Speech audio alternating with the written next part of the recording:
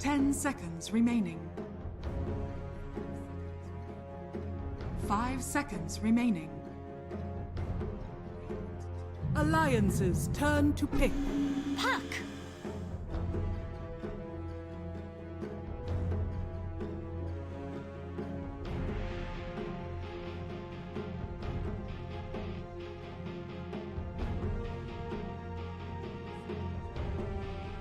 10 seconds remaining. 5 seconds remaining.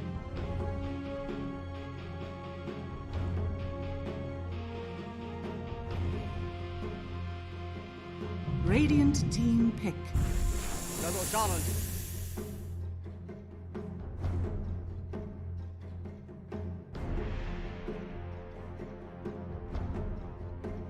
Alliance's turn to ban.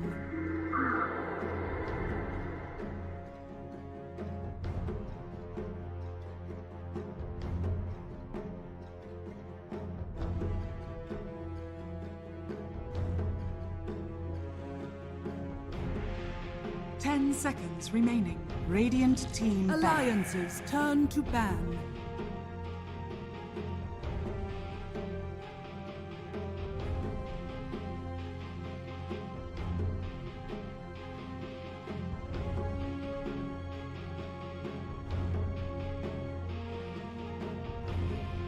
Seconds remaining. 5 seconds remaining.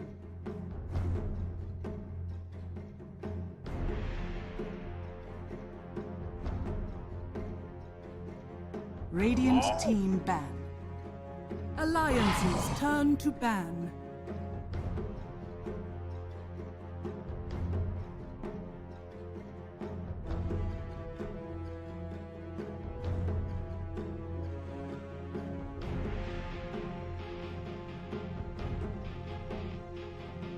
Seconds remaining. 5 seconds remaining.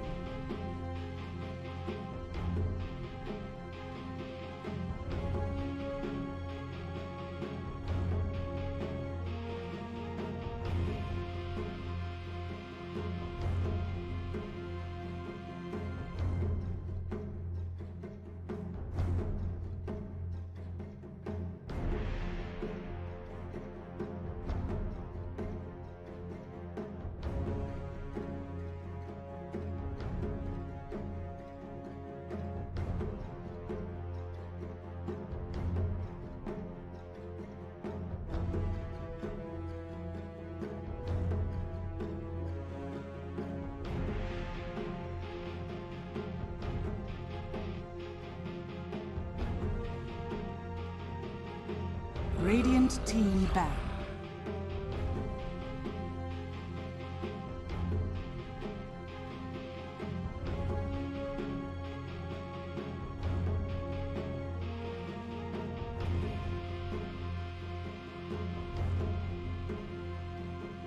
Ten seconds remaining.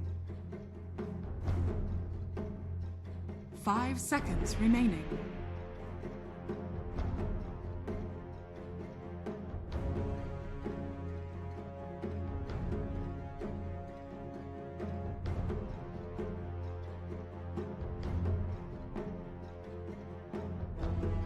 Radiant team pick.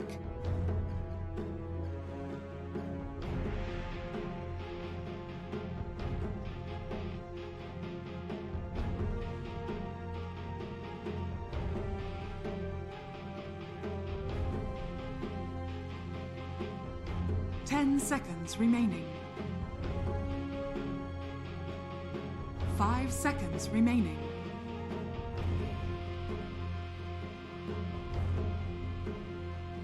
Alliance's turn to pick. NIGMA!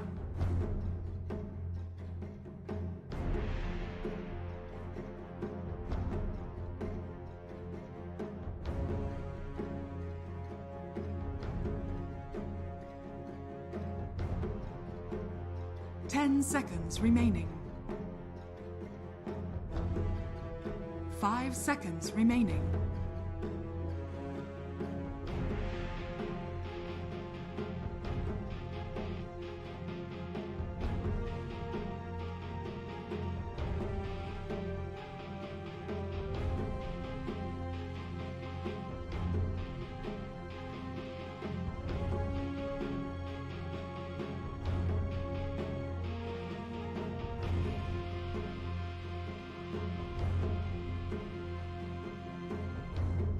Radiant team pick. I speak for the trees.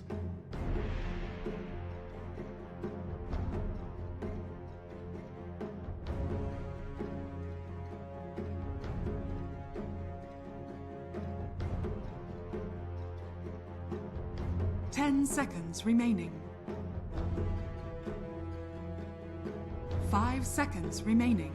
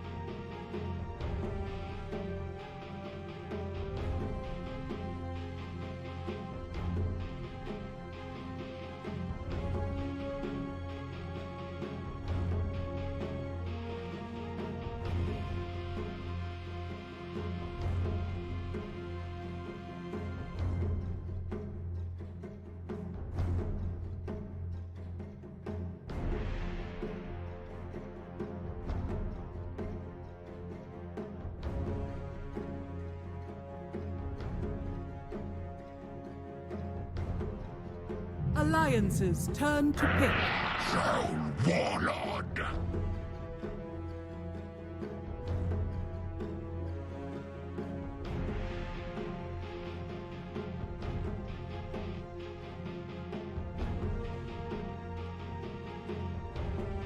Ten seconds remaining. 5 seconds remaining. Alliances turn to ban. Timber saw!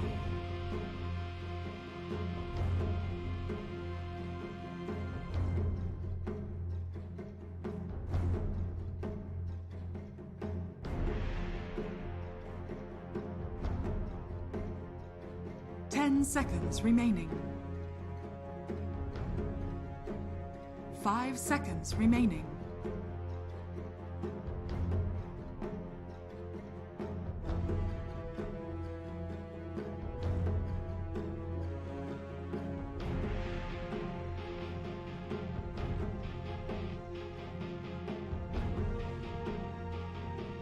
Radiant team ban.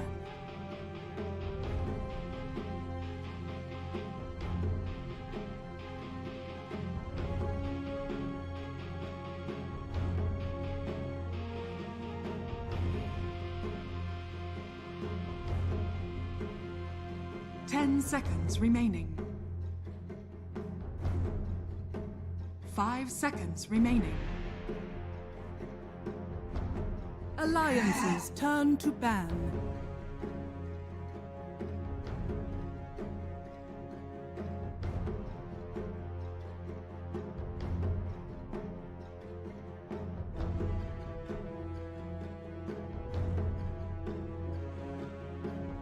Ten seconds remaining.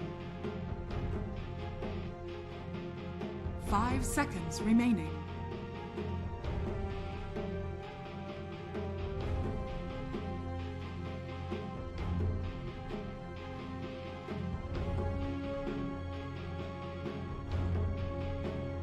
Radiant team ban.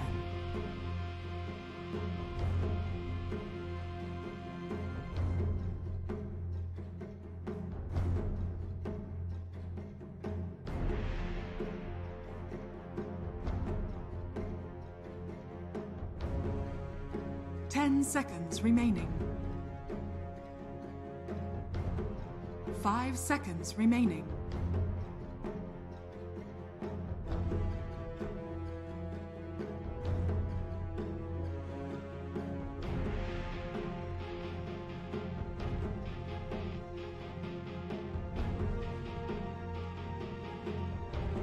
Alliance's turn to pick.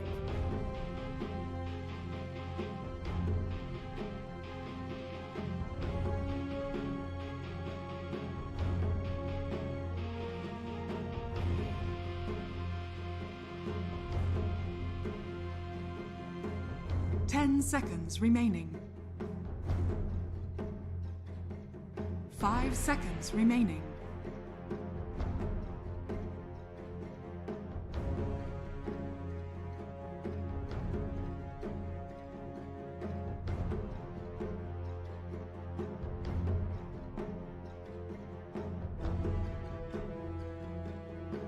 Radiant team pick. Wraith King! Alchemist.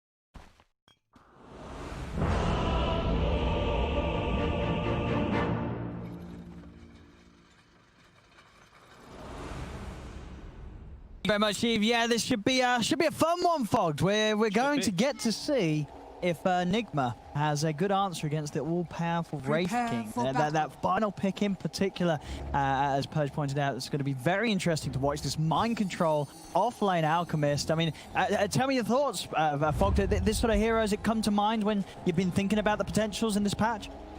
No, not really, no. I'm wondering if he's maybe got some fun stuff with like some berserk potion or something like that going on. Like, I'm really curious to see what's... He picked it into Timbersaw. Like, mind control is going to get detonated in most of these fights as this front line, and they're pretty limited on their disables when I'm looking at it. Like, his concoction is one of their only stuns besides the coil, which is a little bit of a concern. We're seeing some battling going down here. Oh, really are. I mean, Acid Spray the blast onto S4, bringing him low, but the shackles are out onto the IO, and GH, he's going to be the first to fall. S4 does end up going down, because Alliance the ones to claim the first blood. It's actually just like a 5v5 right now. Alliance is respecting it though. They're like, dude, we actually don't fight under Acid Spray. The Acid Spray plus like the whirling axe is slow. It's a little bit too much for them. They're actually gonna do it as they have some pretty useless level 1 heroes that just auto attack. It's profit for the moment. Okay, yeah, very interesting draft coming out. NIGMA seems like it's a little bit of a blast from the past, right? Besides the Alchemist pick, because they've got this IO Pugna duo supports. Correct. It'd be interesting to see what they can make of his. He's real dead. He is looking at exceptionally dead here with the blocking from the Treants, and Hanscan coming across to have a look in them. He's going to be able to get that last hit upon him. He wanted to stick around and contest for the rune, costing him his life there, Carus. Kills to start here for Alliance. We are, of course... both mid laners do get themselves a kill, so that's nice for them. No. Okay, I mean, I'm really curious to see what's going on here, because we have a lot of like fun, you know, with the Pugna, with the IO, these two, the amount of healing that they can actually do is really interesting. And also the Wraith King up top, he's a hero that we talk about that can be kind of fragile, especially because you have this very low armor. Maybe this is what they're thinking with the Acid Spray, to just put some pressure onto him. I don't know, it's very interesting. See how much FNG can do on the Prophet to sort of create space and a safe area for Nico Baby up top. But indeed, maybe Mind Control can sort of just be that much of a nuisance to slow that farm down. We have 10 stacked right now in the mid lane. I mean, he's chilling. I guess, you know, with the orb and the shift, he feels like there's no real threat from Limp as he hangs around. He's got this 16-1 charges already built up too, because he got that first blood. He was able to build it immediately, so he's in a pretty good spot.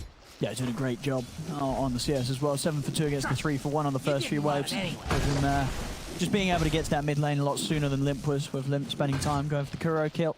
And we are able to start the lane off with it in a preferential area, getting it blocked onto his high ground.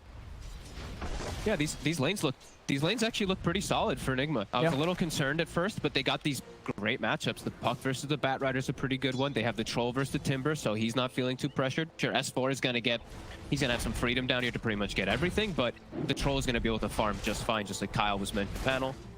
He's got the IO back up too, so it should be pretty nice. So yeah, some good lane setup, good for NIGMA. We'll see how Alliance, if they want to switch anything up, or just use FNG's teleportation to help out those rotations. But yeah, I mean, this acid spray is actually doing work up top. Nico maybe sitting low. Yeah, there's some nice pressure. And for Mind Control as this offlane Alchemist, I mean, what sort of build are you expecting? You know, what sort of route does he go down?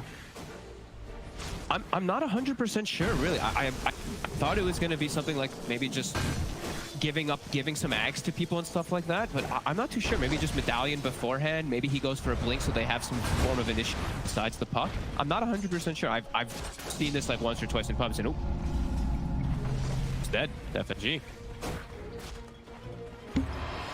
Has got the salves, so will be able to keep himself in lane, but some pressure from FNG there, alleviating the sort of pressure that NIGMA's trying to put onto Nico Baby up top, and see Nico Baby keeping his farm on track and on par with Miracles. Both carries right now having a fine old time in their safe lanes, neither receiving too much pressure right now. Yeah, and during the first 2 waves, like we were talking about, they were doing good pressure, but acid spray is expensive. So these first 3 uses he used of it, he's completely has to fully back away because an enemy's beating on him. Now he has bottle, but Nico Baby's already fully sustained, fully healed up, and he should be just fine top to keep farming. And that's CS pretty perfect.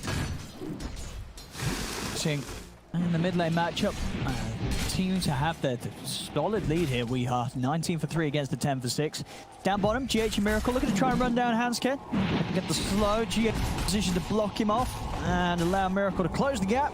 Very far is pop though. Hansken also drop in the tree, and that, it's not going to quite save him. Miracle still able to find the kill there, chucking the axes out and taking down Hansken. But a good attempt for the Shaman to try and hide his way out there. Yeah, and they even put down a sentry on the side of NIGMA to try to see past him. Up top, Mind Control getting, again, they don't have a stun for some time, but he's pretty slow. Dire's top tower is Yeah, under he's attack. 305. He looks, unless he can get the deny to the neutrals. Oh. The auto push, though. Nico Baby's waiting. He's just going to smack him. Oh, but the disarm! Kuro's trying to stop it with the Decrepify.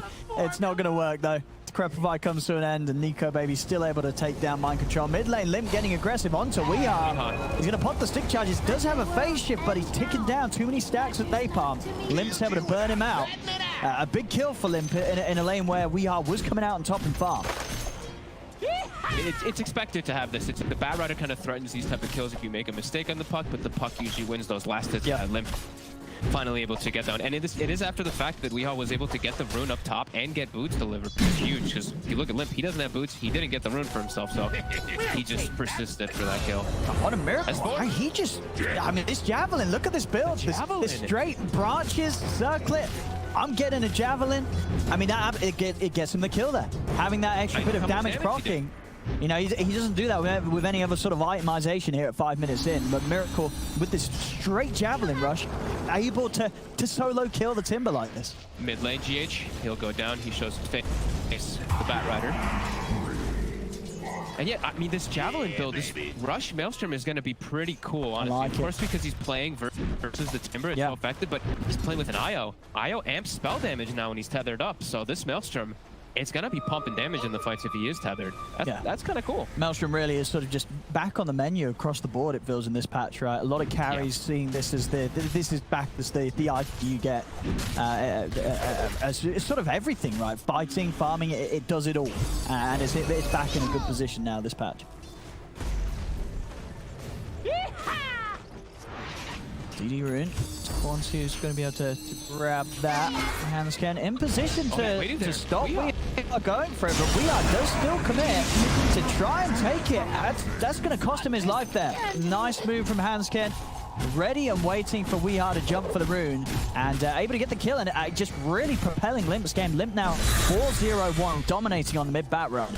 And it's important for him to have this too, because it works so well with the draft that they have too. They can start to apply so much pressure if he does have this good game, which he is, with their Shadow Shaman, with their Nature's Prophet lineup. They can look to siege, they can look to take buildings down early, and he can join in with these early boots of travel that he's going to have done in the next few moments. Very nicely done from Limp. Good farming. He's going to be able to get the double stack hit. And yeah, bots we're definitely going to see a very good timing.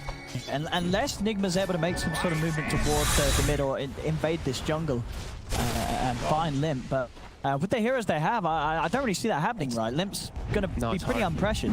Yeah, I mean, like we said, they don't have stuns. They have the coil and an unstable concoction until way later on. They have the root, sure, from Miracle, but it's going to be limited for them to be able to set stuff up. Bottom lane. Skin's going to be given mid. And yeah, bottom, they're trying to pressure this tower. Yeah.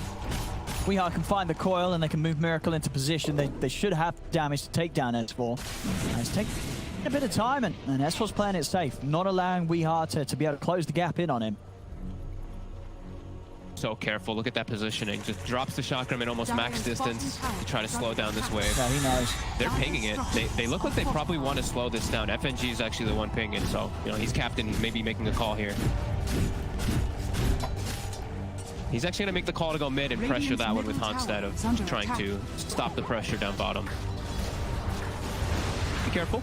Weeha's near. Weeha checking out for the... I say that, bro, already picked it up. He's got Mind Control's bottle in there, so...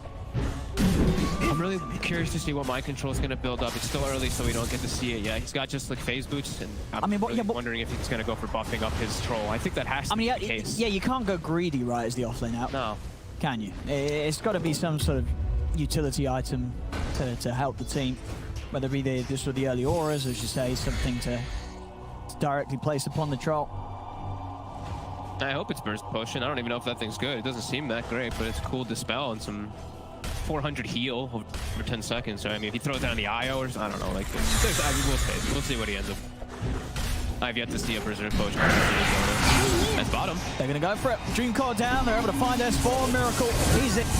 And, of course, with this Maelstrom, he easily has enough damage with the procs to take down S4. So, quick moves, and again, the move that they have been looking for a while, because it definitely seems like the easiest play for Nick to make right down here when S4 is too far forward. A coil and a troll, that'll get the kill every time.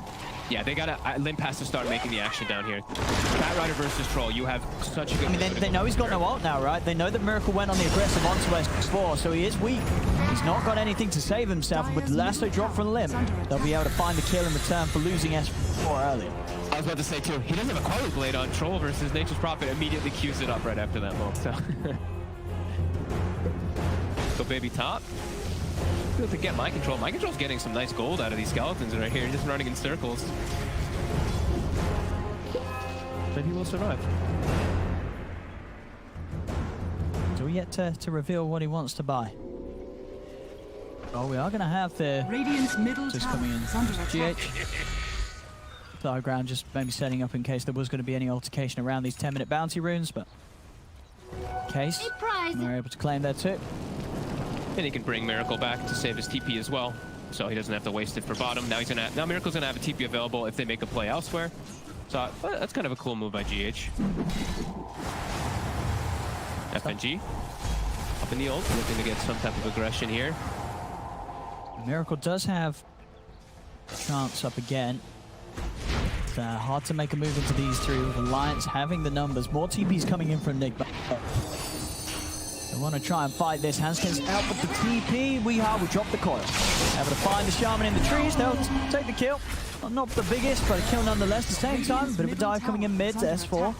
Pushing Kuro back, giving FNG the space to start beating down on the tier 1. Another TP to come through from Mind Control. S4 actually trying to find the kill onto Kuro. He's bringing him very low here. Kuro. A turn, Mind Control, finding the stun onto FNG. FNG opted for the TP out, and he's away. Not enough burst to kill him off. Alliance, they poke, and they prod, they get a reaction. NIGMA bringing 4 heroes into the mid.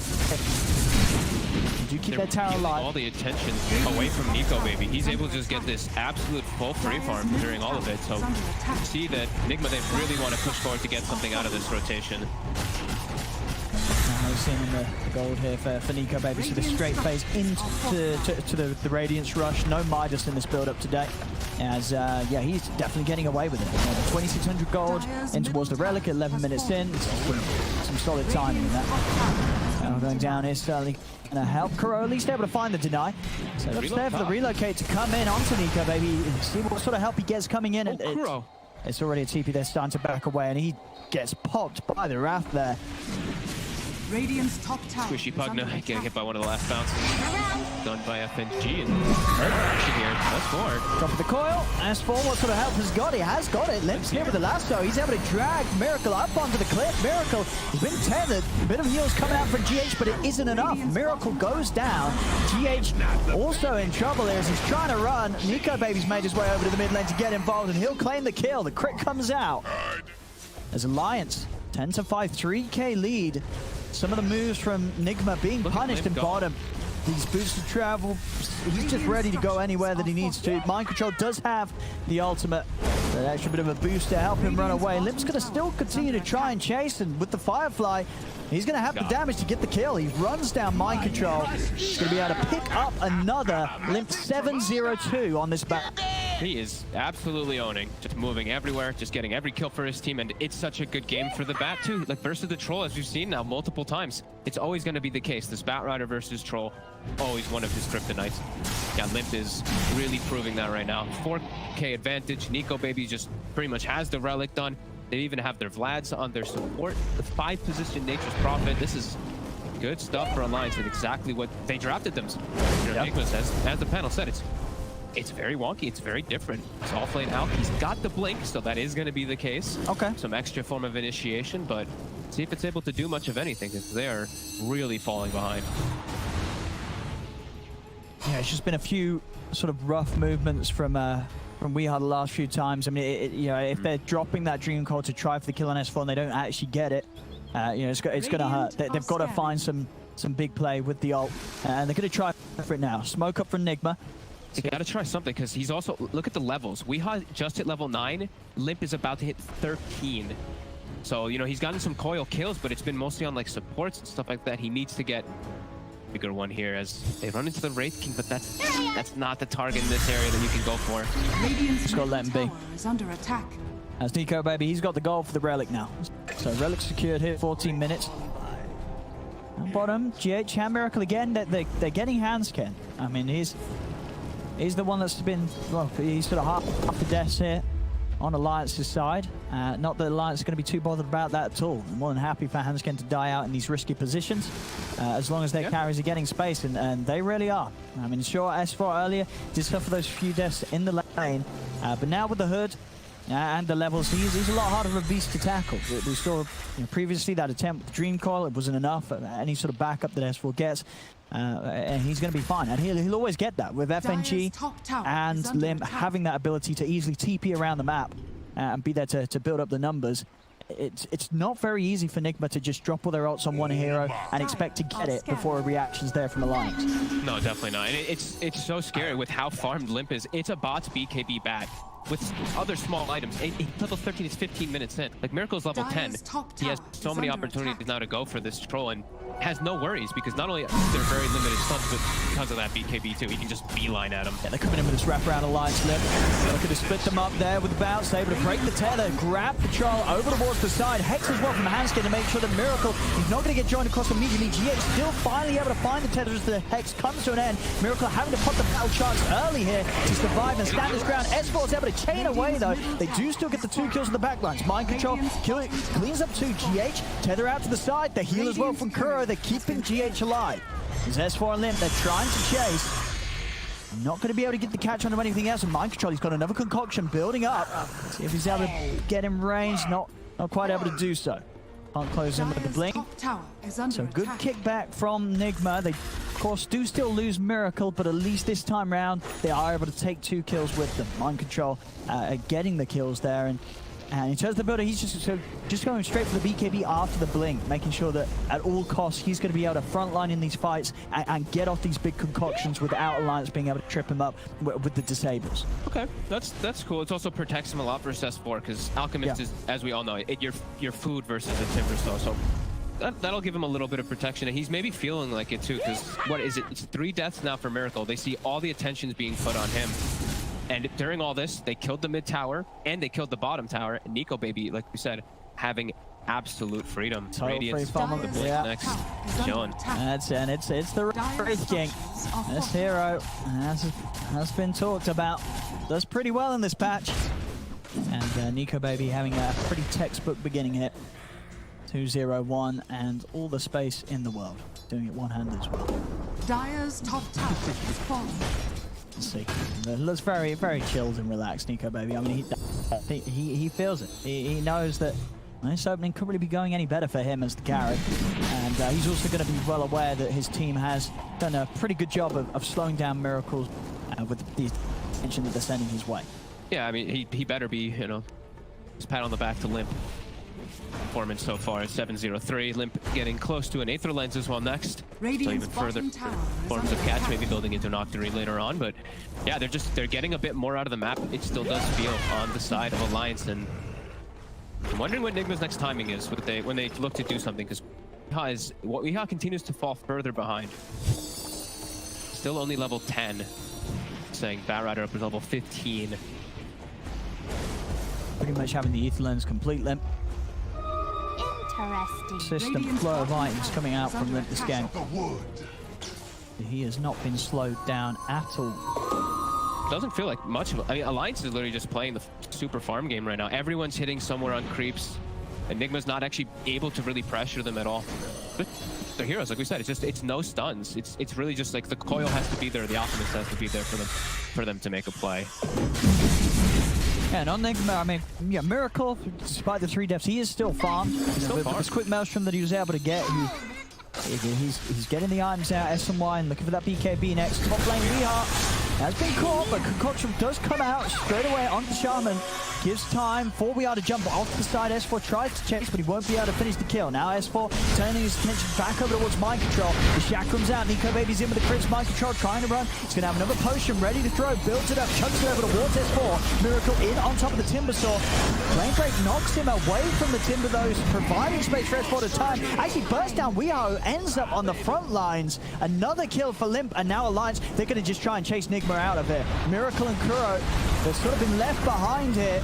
Is there anything they could do to turn it? The Hex out onto Kuroki as Kuro is trying to run. Limp continue to get the stacks up on a Miracle. Miracle having to put the battle chance to have any chance of standing his ground. It's getting close to bringing down S4, and he might just do it. He's able to do so. Will get the kill onto S4, but it still looks like it's Alliance with the big cleanup. A Ray Fire Blast comes down onto Miracle. A 3rd kill is found, and Mind Control has the ult back up, but shackles are there from Hanskin, locking him down as Alliance, they will clean up yet another. As Nico Baby turns up in style, getting involved in the action now, and as soon as he's had this Radiance and Blink Dagger done, he's already well on the way to the next item thanks to that sort of fight.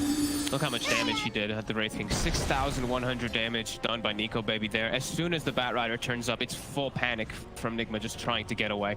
Like honestly, he lived a little bit longer than I thought he would because of that haste and the nice bailout for Mind Control, but yeah, we're just seeing overwhelming pressure and overwhelming dominance in the fights. Alliance Silence. looking real clean here. And they couldn't even take him down the once. They weren't even close. That is a big concern. We're seeing some damage issues, and we're just seeing Miracle can't actually stick on targets. He's able to stick on S4, but that's it because he gets the battle trench and the roots off. They don't have control for these heroes. Very difficult for the next while until Miracle has easier ways to protect himself too. Until they have multiple BKBs, it really feels like it's going to be Alliance all the way in all these fights. Mind control. Talking about the BKBs, has his done. It's just going to go towards that AC next up. I'm so curious as to the reasoning of why they went for the Alk. If he's just doing this type of build, I mean, the acid spray must have been something about like defending tower pushes and stuff. Because they're versus all this push and I guess that low armor, but I'm really curious. Really curious about it.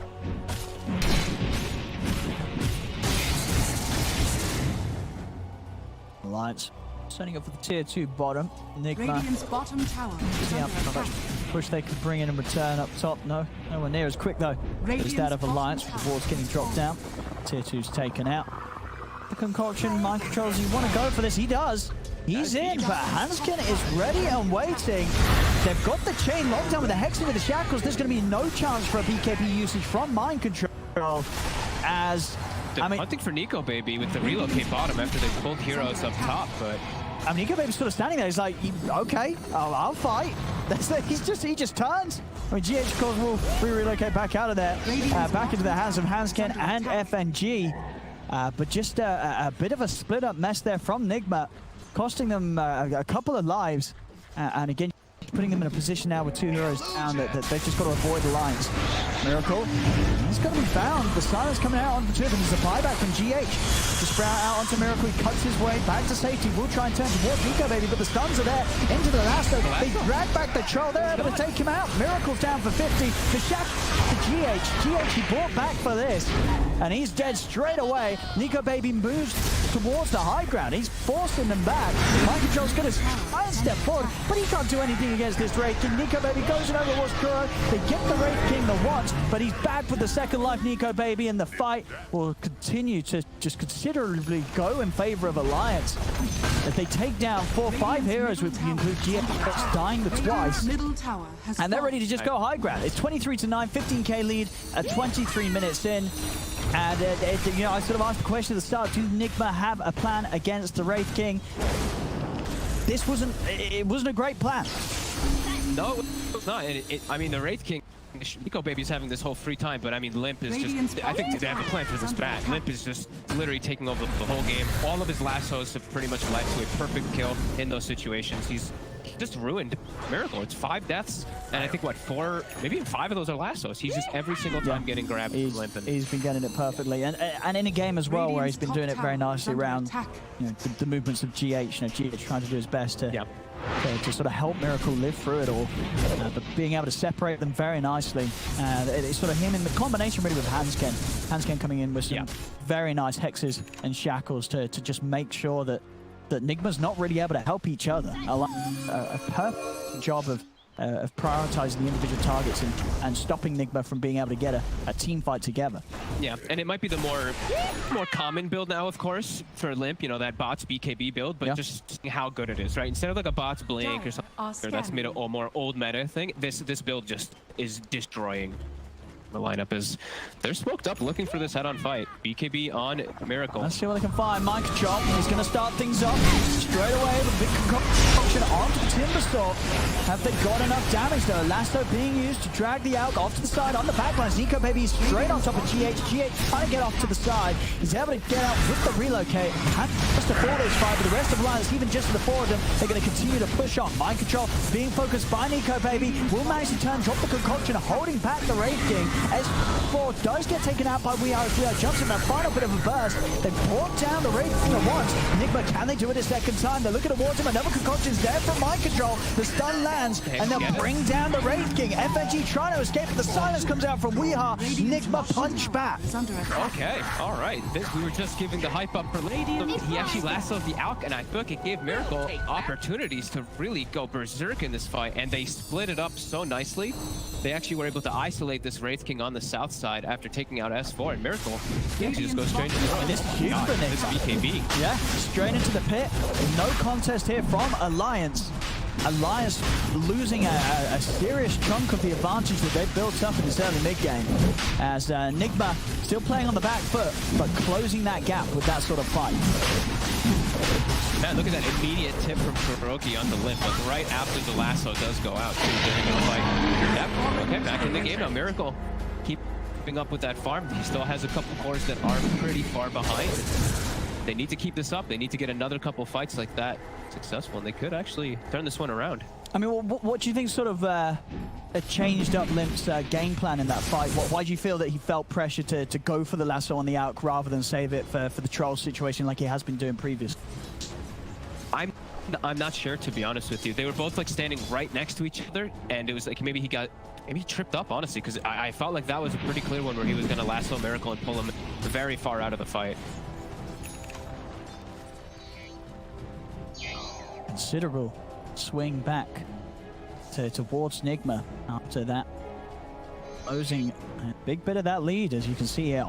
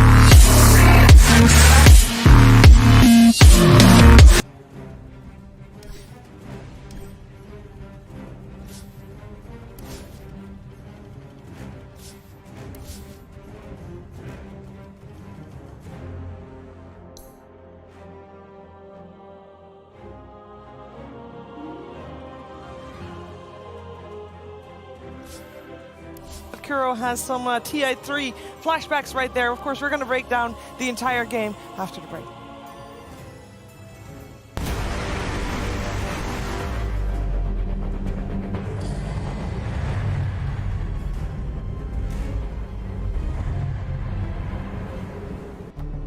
With the right CPU, you can turn any game from familiar to phenomenal. Unleash the potential in all your gaming with Intel 10th Gen processors. With its optimal balance of threads, cores, and frequency to deliver elite real-world performance. Only Intel can bring Marvel's Avengers to life with in-game PC optimizations. Supercharge your Marvel's Avengers experience with Intel Core i5, i7, and i9 processors.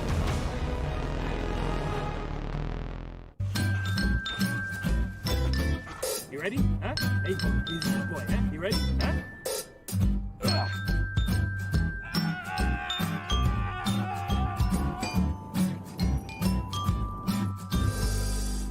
Start your esports career now at play.eslgaming.com. What's your style?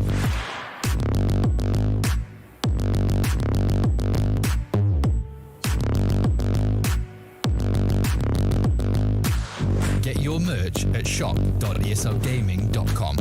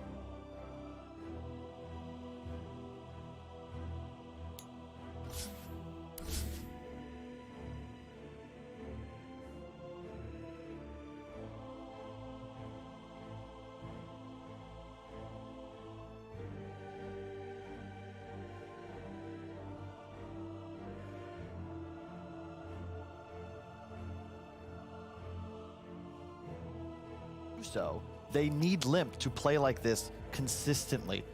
If you consider, you know, OG, Secret, like you think about Tops and you think about Nisha, you can make an argument that they're the best player in the world. Same with, say, Paparazzi. They have won a tournament. What are you talking about? They were first in Division 2 of Epic League. So like I said, they haven't won a tournament. Limp is somebody who for the last 4 years has been feared. You know, the best laner in NA when he was on Complexity. Still one of the best laners and best early game performers, but he's got to play like that throughout the mid game and late game consistently. You know, he didn't just crush, he won the game for his team. NIGMA was just chilling, vibing out in the woods. Limp was 12-0-8. They had 23 kills total. Like, you literally cannot play better. He was top net worth as a Bat Rider. Yeah. I should also specify that the results are only based on this current iteration of the lineup, because, you know, we all know that they did win Dreamleague Rotterdam 2019, but it's a very long time ago. It's 2021. Exactly. That's why I'm saying it's a very long time ago. I want to talk more about Nature's Prophet, not about Prophet itself, but about his shard. It's great to have great treants, but it feels a little broken when they can just take buildings like that. It's like Hunger Games Part 2. You know, the mutations, the treant mutations, just too powerful. I don't know what was happening, because you don't even have to cast this spell. You just sprout. And they're like, they just come out of the trees. Hey. It was cool to watch. We'll see that some more, I'm sure. Yeah, loved all the medallion action coming out from FNG as well, though. That was absolutely on a point. And I can't wait to hear what Purge has to say about this particular match.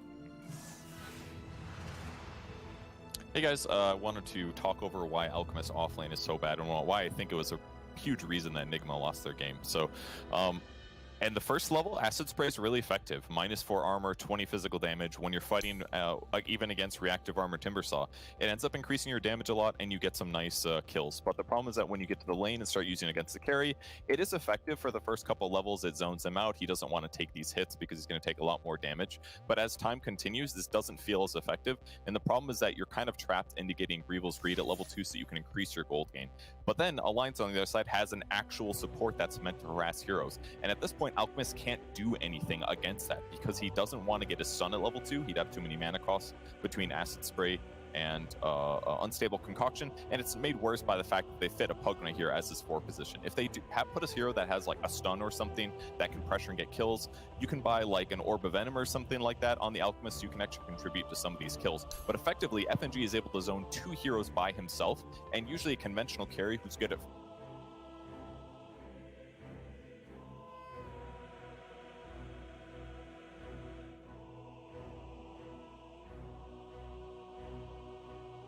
carry can just get a little bit of HP, a little bit of damage by a bracer. They have some lifesteal built in, and then they just out-trade you. And at this point, Alchemist is pretty much completely zoned from the lane, which we saw a couple times here. He Acid Sprays the wave, but then he just has to run away. And later on, at a different phase of the game, this is all he's got. He Acid Sprays the wave. He knows he can't outlast hit the Wraith King anymore because Wraith King has 10 damage advantage over him, and the 5 position just zones him. He's basically screwed. And it might seem like, oh, this is fine. His net worth caught up later in the game. And you're kind of right, but the problem is that you're putting all this net worth on a hero who doesn't have skills that do anything that contribute to a team fight. Like, here he is fighting for a bounty rune. Bounty runes only give you twice as much gold for Alchemist with 1 point in Greevil's Greed. It's not worth getting more points. So this transitions you to a point. Here he is with the Blink Dagger, the most pivotal part of the game. And what is he contributing to this fight? 3 points in Unstable Concoction. That's a 3-second stun on a single target that did 260 physical damage. He contributes virtually nothing to this fight, and he has to spend all of his net worth, which is pretty substantial at this point. He's at 6,800 gold, but all he's doing is a 3-second stun and 260 damage. You have to channel all your gold towards mobility to make up for the fact that your stun sucks, and this does not offset the fact that you're playing offlane Alchemist unless they have a really weak carry or for some reason your team is already winning, then it's good. But that's the only circumstances that I can justify picking offlane Alchemist, and I'm sure it was a huge reason why NIGMA lost this game. I love that the more that segment went on, Purge got more and more agitated as to why Elk offlane sucked. If we wanted to continue for another 2 minutes, he'd be yelling by the end of that one. We talked on the panel a lot about how there were a lot of things done right by Alliance. We just heard Purge say what Team NIGMA did not do right. Are there any other points that we feel like maybe NIGMA dropped the ball on for this first game, Moxie? I mean, one of the things that was standing out to me too is the fact that, you know, they have this Troll Warlord, and yeah, again, Miracle performed virulently on it, but the problem becomes that, you know, Troll is easily kited when you consider the fact that they have a Bat Rider, they were picking up Heaven's Halberds, they were itemizing correctly against him, and then also they had a Wraith King who can survive that initial burst as well, and then come right back up again. They just don't have enough damage to really. A couple times I think they took him down twice, but it got increasingly more and more difficult, especially the way that S4 was just playing those fights and just zipping in and out. So I think that was kind of a problem with their draft among some of the other issues. Again, we heard Purge say how angry he is about the offlane Alchemist. See, I don't mind the Alk so much. I actually like it. I think the Furion versus Pugna is way more impactful, and if I'm NIGMA, I'm just going to make sure my lanes go a little bit better. If there's a Wisp up top, he's going for a bottle. Nico has the luxury of getting these stat items, the Bracer, etc. If you have to rush bottle as an offlaner, you don't feel good, especially when the enemy support can so easily contest runes. I think the Furion is the factor. Shiver, I think, really said it all in the opening segment. She botched the meme, but she was on the right track. Ban Nature's Prophet. Great, ban Nature's Prophet. We'll see if Team NIGMA will indeed do that, as we are ready to head into that second game of this Upper Division series. Let's find out what they're going to do after the break.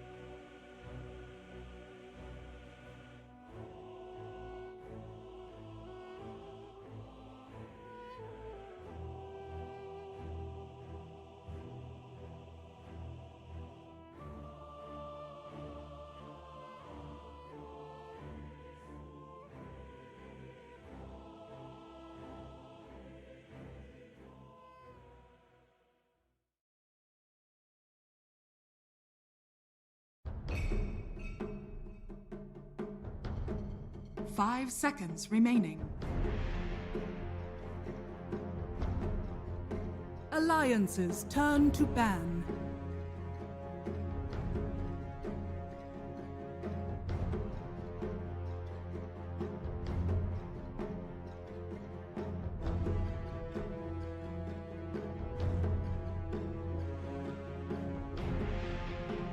Seconds remaining. 5 seconds remaining. Dire team ban. Alliances turn to ban.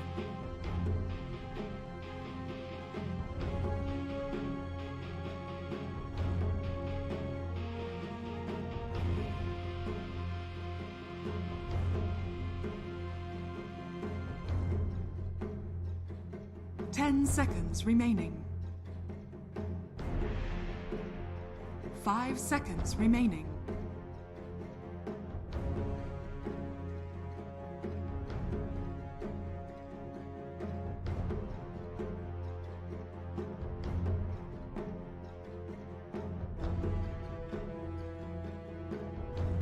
Dire team ban. Alliances turn to pick.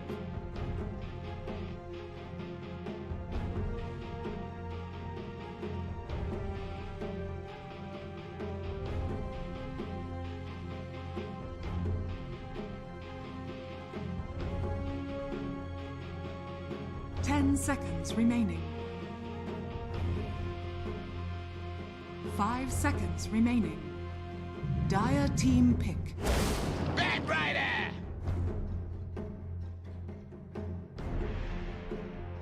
Alliances turn to pick.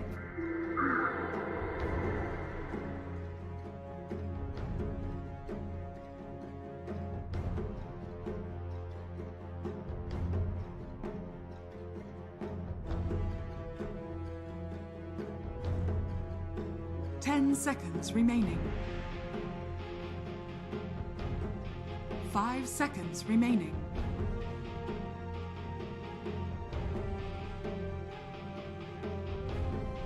Dire team pick. Points away.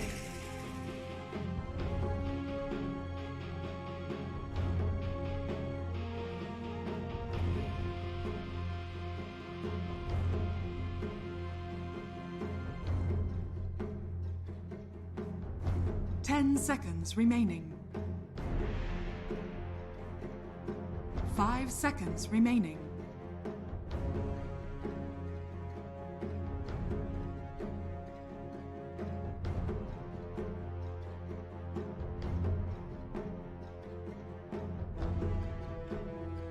Alliances turn to ban. Slog.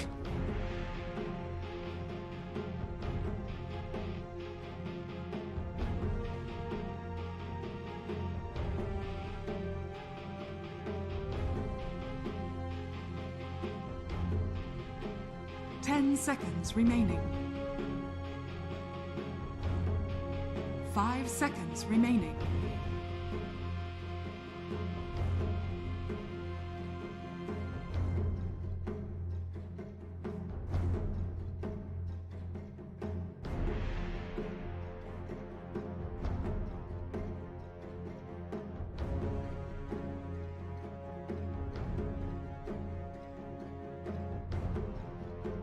Dire team ban.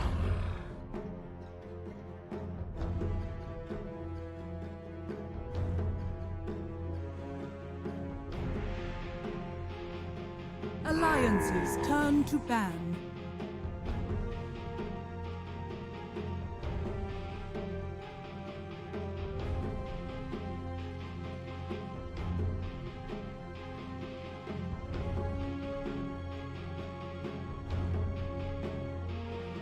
Seconds remaining. Dire team ban.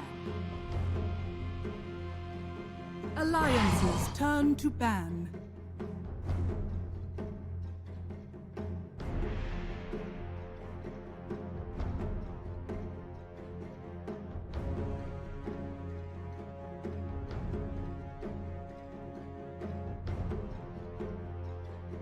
Seconds remaining. 5 seconds remaining. Dire team ban.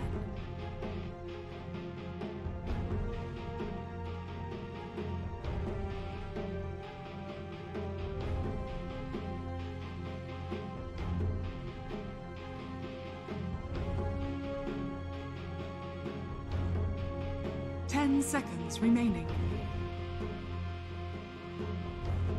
5 seconds remaining.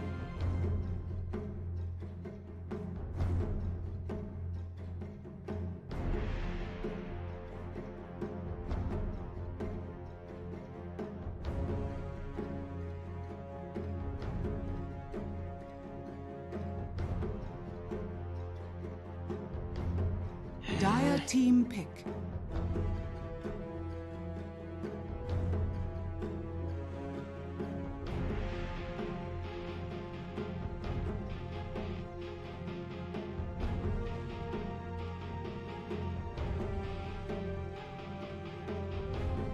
Seconds remaining.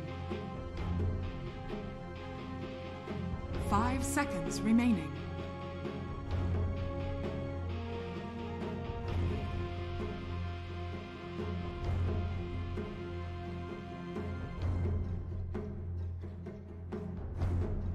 Alliances turn to pick. Grimstroke.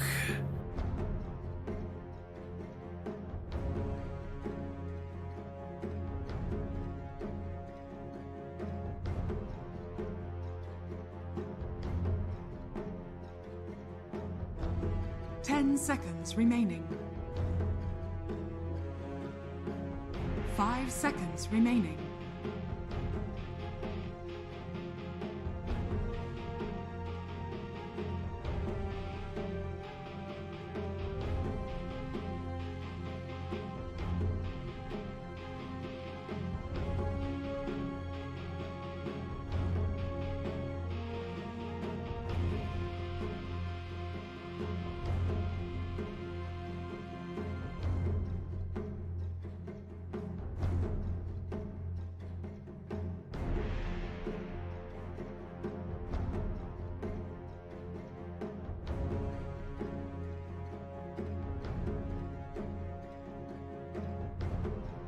Dire team pick. Oracle.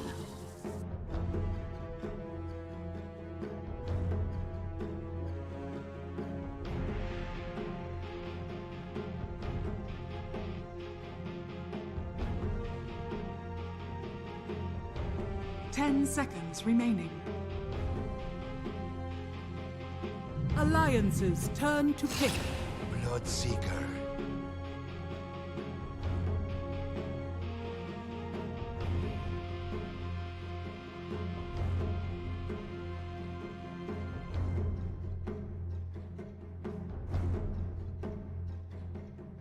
Seconds remaining.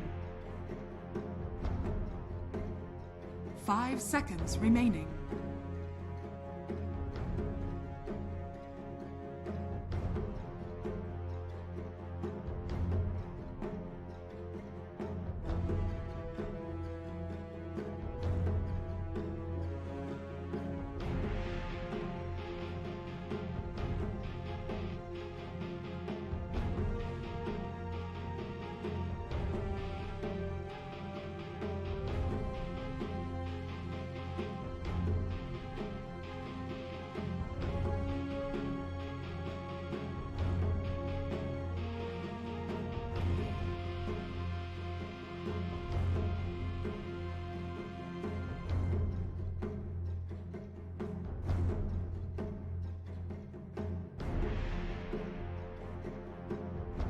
Alliances turn to ban.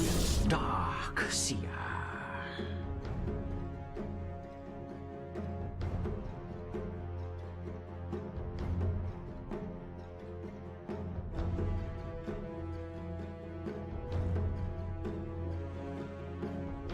Seconds remaining.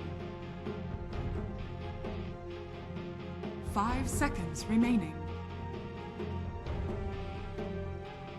Dire team ban.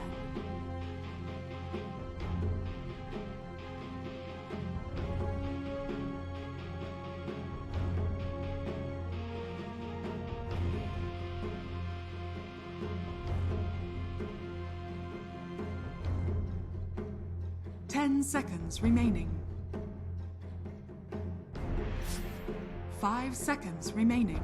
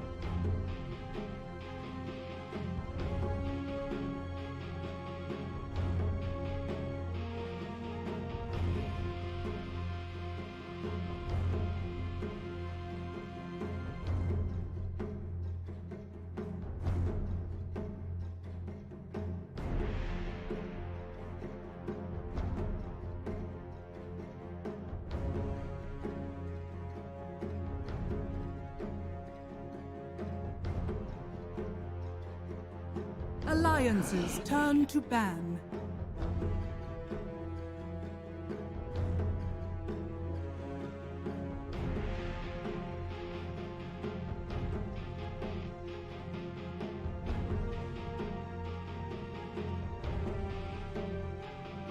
Ten seconds remaining. 5 seconds remaining. Dire team ban.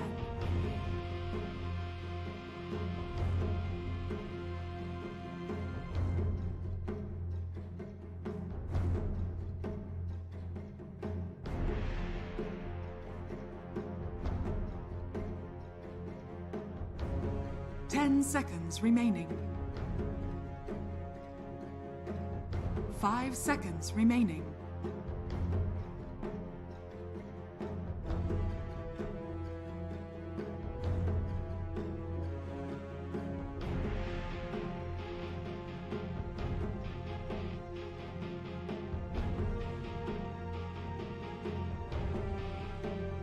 Alliances turn to pick.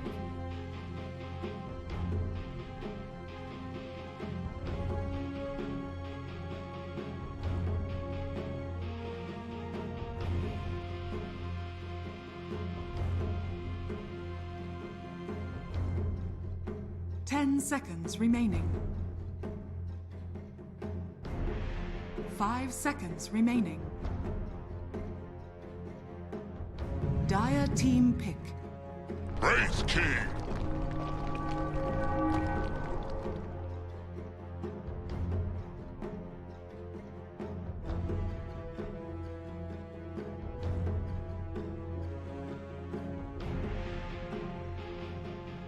Ten seconds remaining. 5 seconds remaining.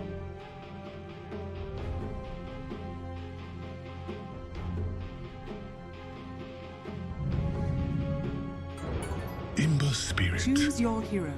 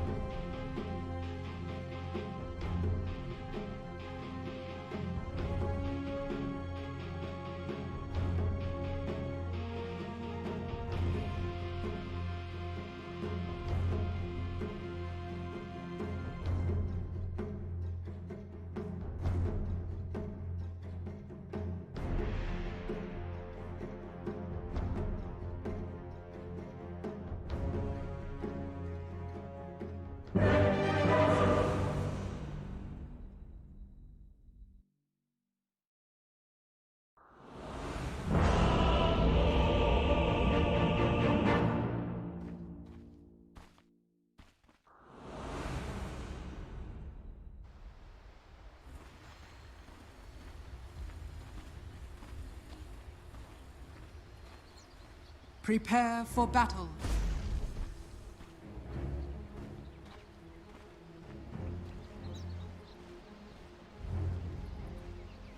I want to die.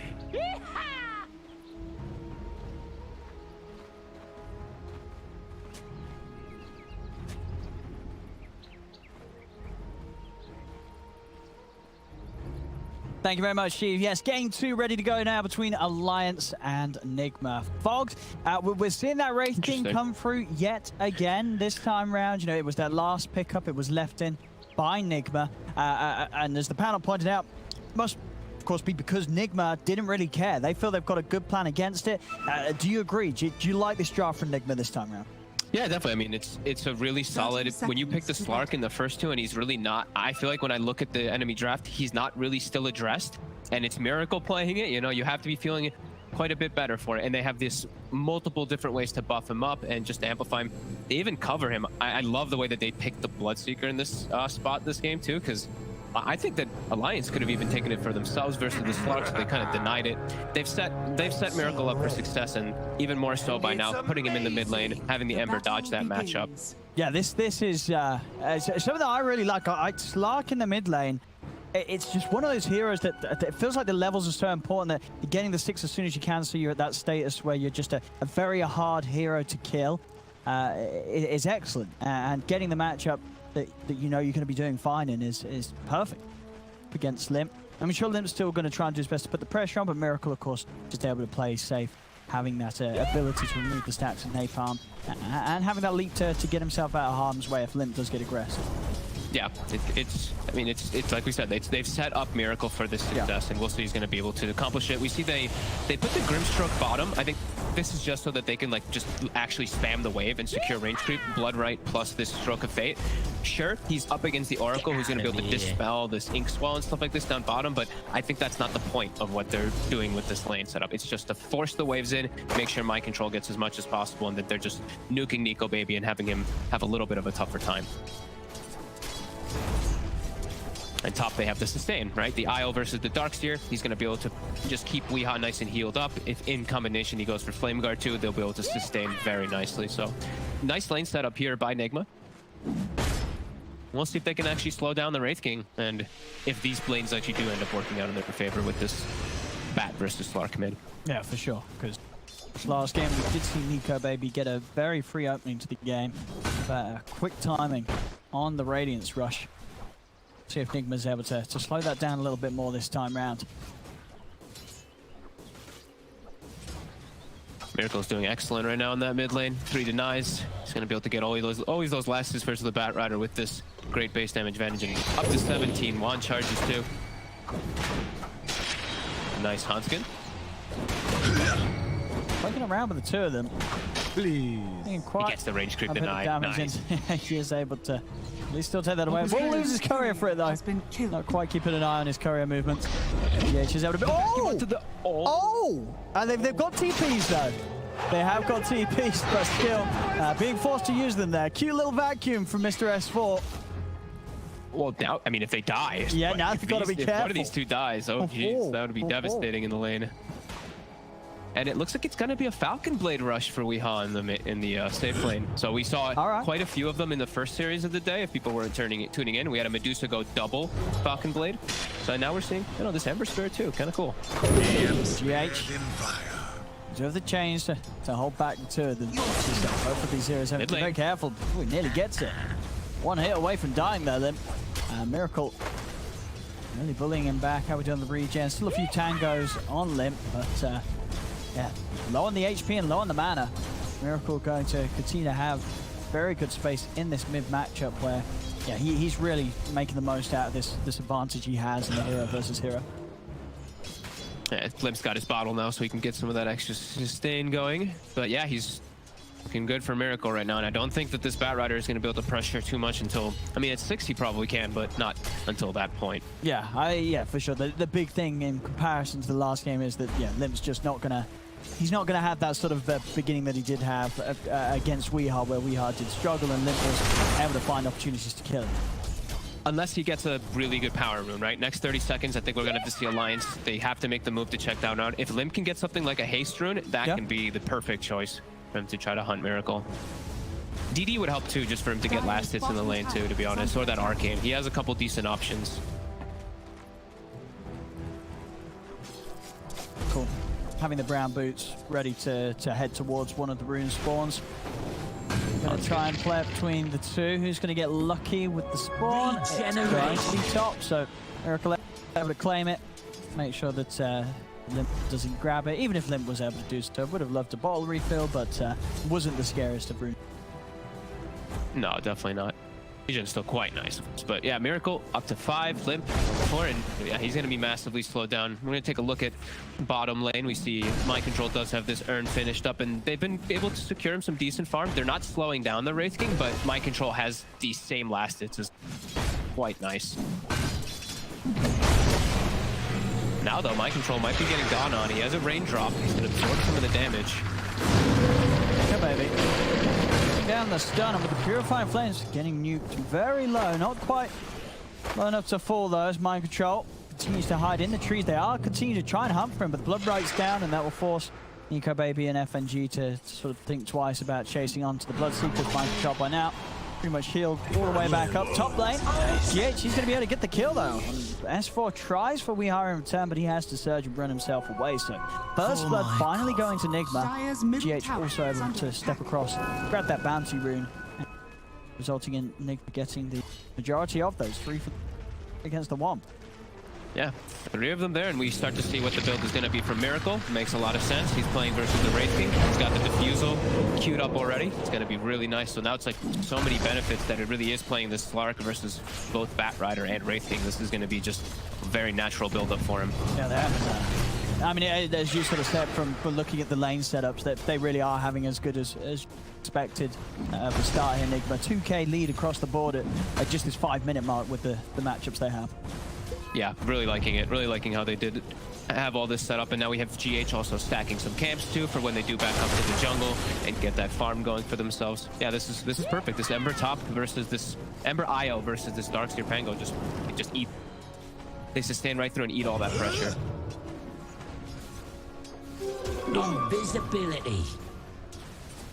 And I mean, for Alliance, I guess the pressure is going to be on the Pango, Hanscom, to make moves, but again, it's sort of the Pango 4. He's got to get his 6, so it's still going to be quite some time before Alliance really have means to shake up the lanes and do anything against this advantage that Nigma's getting early. It really does feel like they're going to have some big problems in just natural playmaking in general. The Batrider he doesn't have a good lane to really go to. His best ganks is going to be on like a Bloodseeker. The other two can play around him very nicely. The Ember Spirit as well as the Slark always have a way to play around, dodging out that lasso and whatnot. And yeah, like you said, Pango, he can't really set up for kills. Oracle doesn't really set up for kills either. So I think this might be pretty quiet for Alliance, and I feel like NIGMA is going to start to grow this lead pretty quick. I feel like stacks are going to be the name of the game on both sides, as we have a lot of them already coming. Alliance starting to clear out a triple stack, and I saw GH have 2 triple stacks, I believe, ready. Mid lane. They're surrounding mid. Yeah, they are trying to bring in extra help to look for the kill onto Limp. And they try to close the gap. Neither the pounce or the stun does connect though, so Limp will be fine. Miracle not quite able to find the angle to grab the bat. Nice little sidestep there from Limp for sure. And we see the skill build. That just indicates how much he feels Lasso is just not that much of a use for the time being and not for a while. He's just going to be going for the farm build for himself.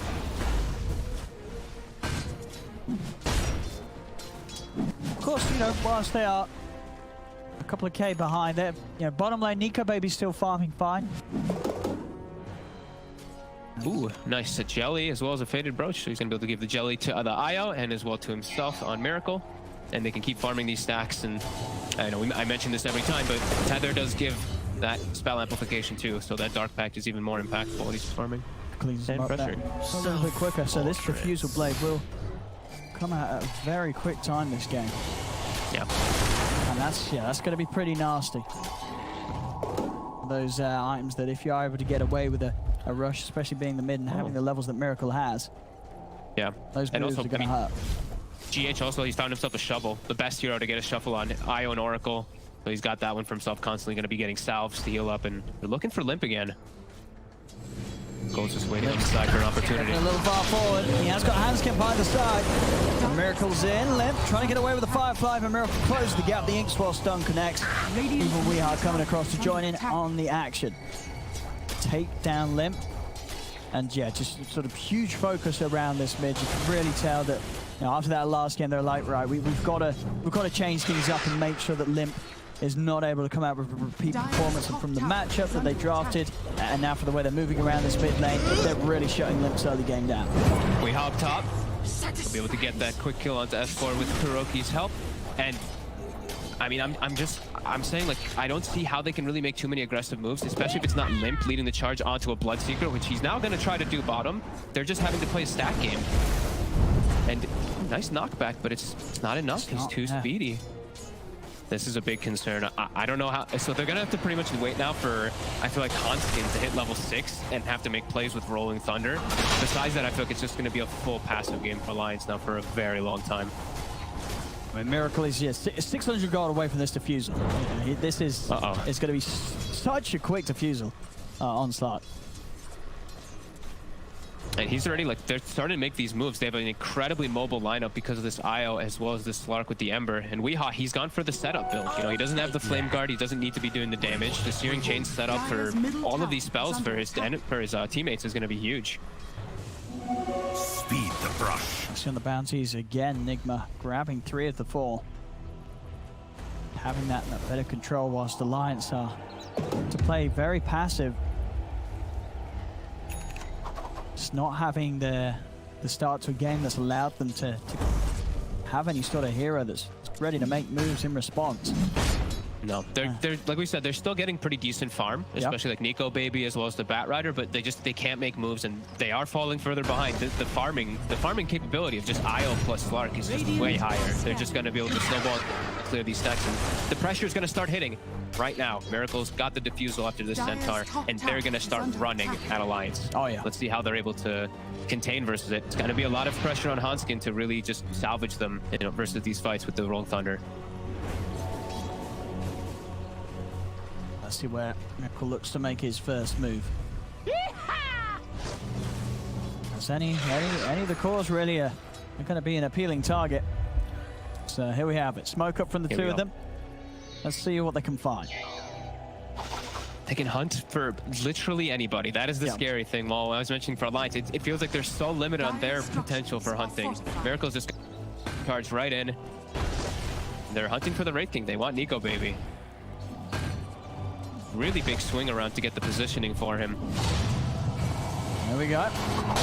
Starting things off. We'll see what sort of help's going to be there. Hanskin is in, does have the 6, but comes across with the Rolling Thunder. He's got a fantastic angle for it as well, as Miracle only just able to get the Shadow Dance off.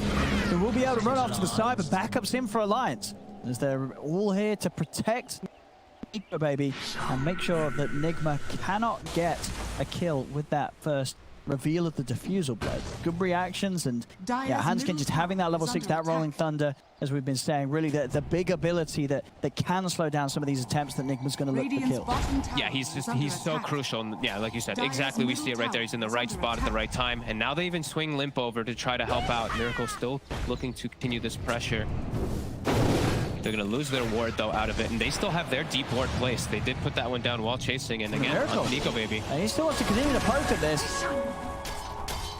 His Shadow Dance is on cooldown, but they know Rolling Thunder is still gone for a bit, so they're keeping this pressure until that's back up, but it's going to be back in about 10 seconds, so now they're going to look to move their way out of it, but look at, I mean, big winner up top is just Weehawk not getting pressured, having a great time. Radiant's top tower. And the same thing with Mind Control bottom. They're able to just do this as 3 heroes for the most part right now, just invading and causing problems. Oh, Miracle.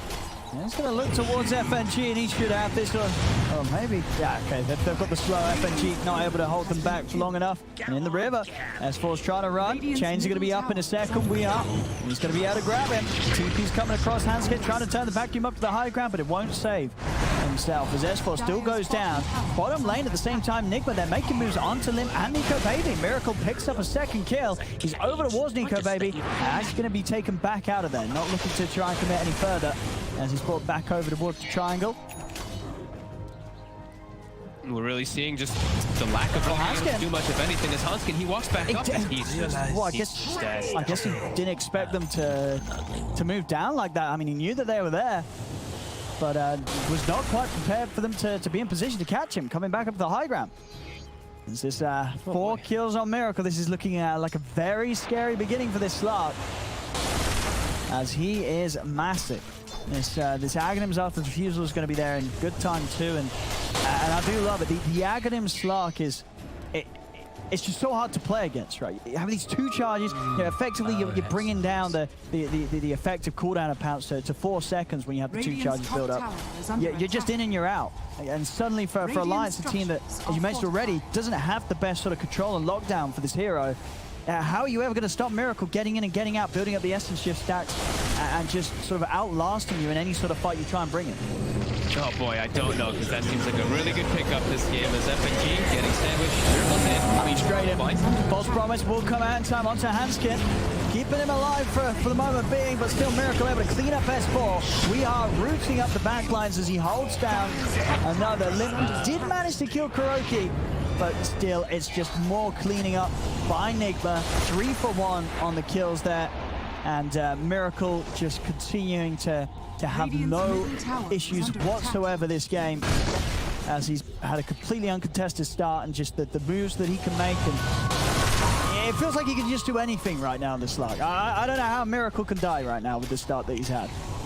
I don't know how Miracle can die. I don't know how many of the other heroes really can die either. As I was saying, it's Alliance just has to be. They have to be so passive with the way that the lane setups happen, and with their heroes, with what they're up against. Like, it's Limp he can't make plays on almost anybody. He has to just kill some supports. If you can see the Bloodseeker, maybe in some situations you can go for him, but Mind Control is massive. These Phase Boot and Yules are already finished up, and they're actually the ones probably going to be on the aggressive front throughout all of this game. I mean, 7K advantage at 15 is massive. Very tough to come back from when you have very limited anything for the Slark. He's gonna have act on any minute now. Yeah.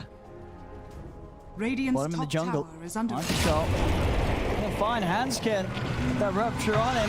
Not a whole lot he can do here as Mind Control chases in, takes him out. Miracle is also going to be brought across by GH to again pick up both of the kills there. More glory for Miracle as his kills continue to get padded. 8-0-0.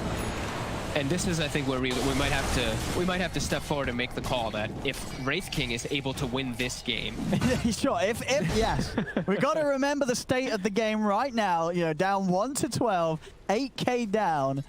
If Alliance win this game, Wraith King maybe. Can he? Can the one true King really do it?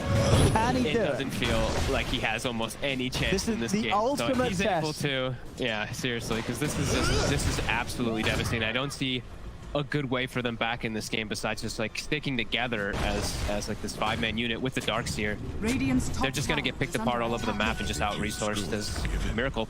Ag's finished and they're just moving around and doing whatever they really want on the side of NIGMA.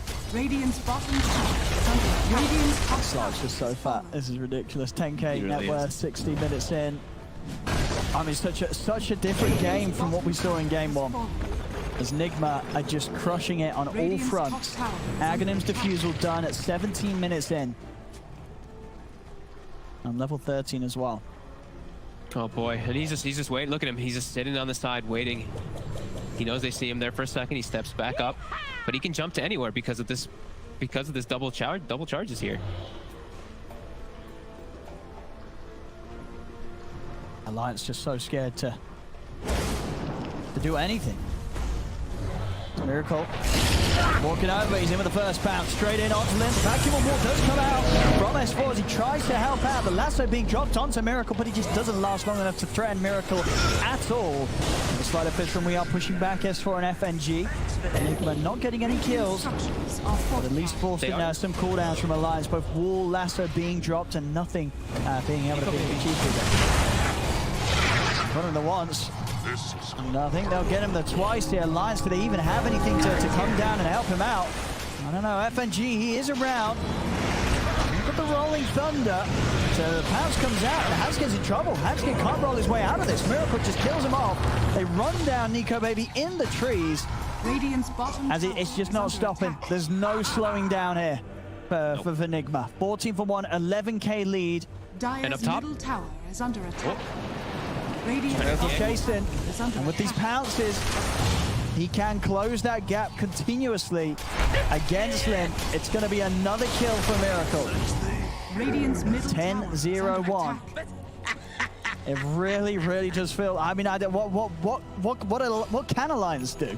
This is. I don't know. This is. I think that what they did very rough. before was actually their best option, having the 4 heroes sit mid, Wraith King splitting and just trying to get his farm up. I think this one is impossible for them to recover. It's way too good of a Slark game for a first 2-pick Slark. Yeah, this is they just had, they had no other options. They go for the Wraith King, but like the panel touched on, it just felt like that was just the last hero left that they could go for it. NIGMA did not care. They left it in the pool, and this is just a slaughter.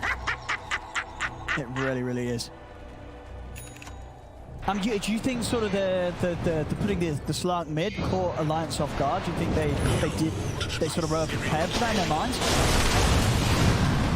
I don't know if they could have put anything else mid first as the Slark. That's why it's like this first 2-pick Slark just seems way too good versus what Alliance has. Like no hero mid that they put will beat that Slark.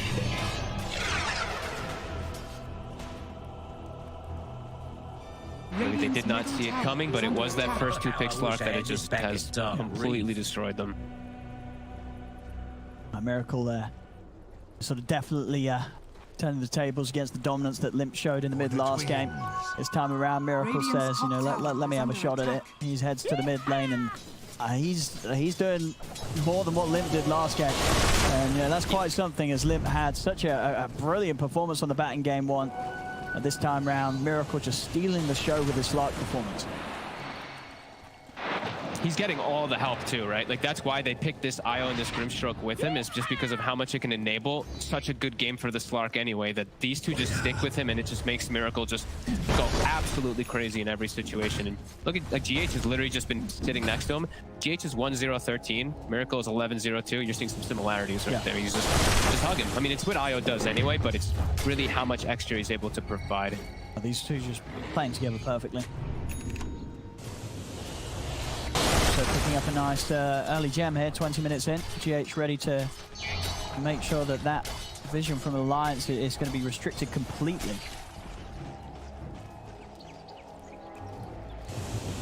The Alliance, the Radiance is nearly done. You know, Nico baby, he's still keeping it cool. He's like, guys, I'm playing Wraith King, we'll be okay. I mean, yeah, him and Limp are still getting decent farm. Getting the in comparison to how much the other team is on their supports even too. Like, Kuro just got a Blink Dagger too. So now this Pango ulti a lot of the times, he's gonna always be able to get these beautiful leashes to stop any aggression as well. And just so much luxury on everybody from the pressure that's been provided. Radiant's bottom tower is another tower going down bottom. Radiant's bottom tower. Some sort of setup. Turning back over towards him though. He's got the Remnant defensively placed. No catch available from Alliance as they weren't quite able to close in on him. NIGMA still ready to make jumps here. Limp Rupture, there's a relocate coming in as well. Hanskin gets the Rolling Thunder. Miracle jumps straight over towards him. Last on Bolt Promise is there, allowing them to lock down the IO, getting him up onto the cliff. GH, is he able to live through this all? He's still alive. Finally, the Swashbuckle does finish him up though. Get the kill. Miracle, he's found his target though. He's on towards Hanskin. Hanskin will fall. A double kill for Miracle. What does he want to go for next? Is there anything more to find here? It doesn't look like it. The rest of Alliance do get out of there. Still just having to throw really everything onto GH to get a kill out of the action. And, yeah, just you can see the freedom from NIGMA just choosing to fight there, even though it's a hard place to fight. Just they're so far ahead that they can just do that. Just run in and just force the hand of Alliance. Even though they have this great spot where they can get a nice grab and they have all this vision, it doesn't matter because of the deficit. And Miracle, I believe, has... oh man, a full butterfly. Yeah, 23 minutes in. Oh my god, I mean, Wraith King can't do anything. Whew, alright. That's quite a lot of farm. Into Roche. Here we go. Easy ages it should be for NIGMA. I don't think we're going to see Alliance try and do anything about this one. NIGMA just continuing to just completely crush Alliance here in this game. From the lanes onwards, they've played it in a way that's left Alliance looking pretty helpless here in this game too. And it's probably going to make them even think twice a little bit about going for this type of just straight bad opener. If they can just do the first two Slark like this to just break the whole thing, it's quite devastating. Dire's middle tower is under attack. Alliance waiting. They have eyes on this remnant. It looks like they're hoping that Weehaw jumps back to it, and then they're going to look to jump it. But Miracle, Invis, he's setting the wraparound. There's a sentry down, but he's got Aegis and a gem. Playing carefully around the edge, a bit limp. But must get him with the last throw straight away off the blood stick. Can they kill Mark? Try to start the action off. No, he's out the side. TH able to relocate him out, keep him safe here. We are able to put the BKB. Miracle turns over towards S4, takes him down. Now over towards Nico, baby. The pounce in place. He's been taken down the once. Instead of to go for a second round upon him, another pounce from Miracle gets him in onto the Wraith King. False promise is there from FNG. A buyback as well from S4 as they desperately try and get Nico Baby out of this action.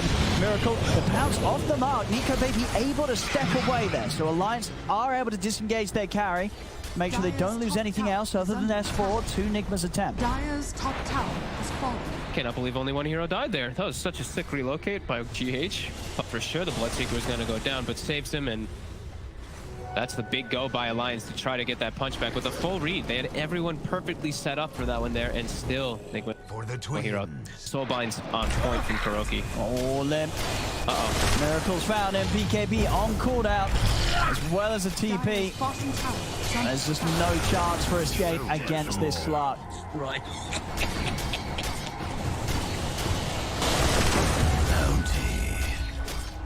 15-0-2, 230 last hits. Fully enabled. Nothing to slow him down on Alliance's lineup. The rolling and we're almost at that number that everyone loves so much. You know, if NIGMA does die one more time and we can... No, we're almost there. I mean, is there anyway? Can a Wraith King win this game? I mean, it would be pretty wild, I feel. This is, I don't know if we've got the Dota Plus on this PC, but this has got to be 99% right now at least. Ooh, you're one off. It's 98%. 98% hit. And that's I think that's a generous, quite a generous 2%. A generous 2%. That's the Wraith King 2%, right? I think so, yeah. There. Or it's just, it's like, wait, Limp, you owned last game. We'll give you a 2%. Yeah, I don't see even progressing. Let's say, like, if things do start getting real wacky, it's like, when is Wraith King gonna be able to surpass in any way this Slark? And there's just no way. This butterfly is out so early. He's gonna be 6 slotted before. I mean, if the even game goes another 5 minutes, he's gonna be 6 slotted at 30-ish. Incredible timings here. And as you say, just it's the fact that they were able to pull this out in the fashion that they did. You know, it really shows how the teams in the future and Alliance, if they do lose this game going into game 3, really have to have this on their minds. That the fact that NIGMA can just slap out the Slark as the second pick in a draft and have this sort of incredible game with it. And here we go. Weehaw just scouted, if we all forget quickly with pauses, he had just scouted them up on the high ground with the slight, so we see Miracle darting over to connect with his Ember as the Bloodseeker pressures top. And they're just shrinking the map very quickly and waiting for that opportunity to get any kills. He's going in. They're on this board. I mean, he knows he can. He knows he can go in the base. Nothing to be done against him doing that. 15 permanent stacks. The Essence Shift. Handskin also dying outside here. Radiant's bottom tower is under attack. This is, well, we'll see how long this painful potential end gets drawn out for Alliance. As NIGMA completely destroying them here in this game too. Without a doubt, the most one-sided game that we've seen, and at least any of the games across the multiple regions that I've been able to keep an eye on. This is a severe stomp. Yes, I mean, we're at the 1K per minute in a second, so it's very safe to say that is, there's no way Alliance can ever, in any in any way just be able to fight versus this. They'll kill supports. That's what we've been saying. Maybe they'll kill Kuroki and stuff like that. But yeah, these cores are just unkillable and yeah, just easy cleanup for NIGMA for the rest of this game. It feels like. Nico Baby's desperate. He's desperately trying. What's he managed to get off the Radiance? He's just got the blink.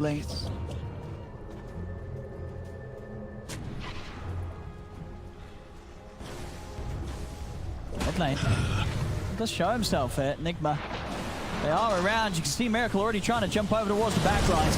Got a minute left to play with the Aegis. Nico Baby going in onto Weehaw, but the BKB's out. Jumping up to the high ground. Sleight of fist on the three of them. False Promise does come out in time to keep S4 alive. He's able to get the wall down. There's going to be a buyback from both Hanskin and FNG to try and get in and help out the rest of their team. Limp's been ruptured. Mind Control's heading towards him. Lasso holds Mind Control down for now. Is there any follow damage? Hanskin does come crashing through with the Rolling Thunder. Limp's still alive.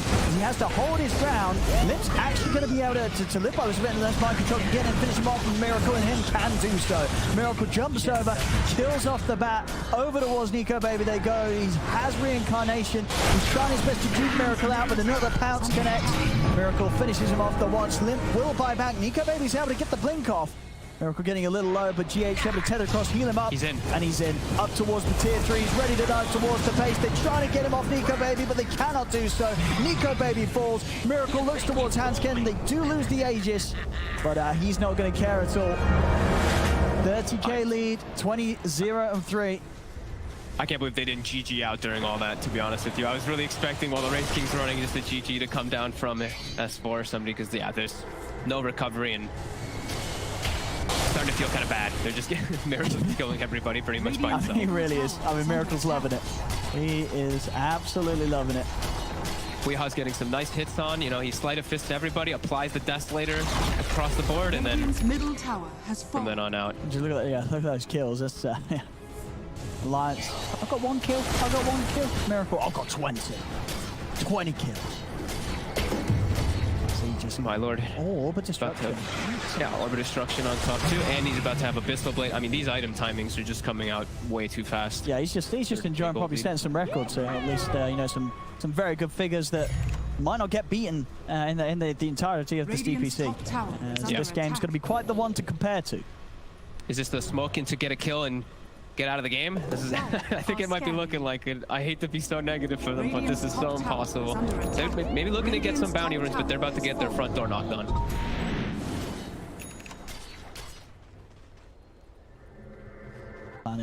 Oh. Uh-oh. It's Miracle. Miracle's coming.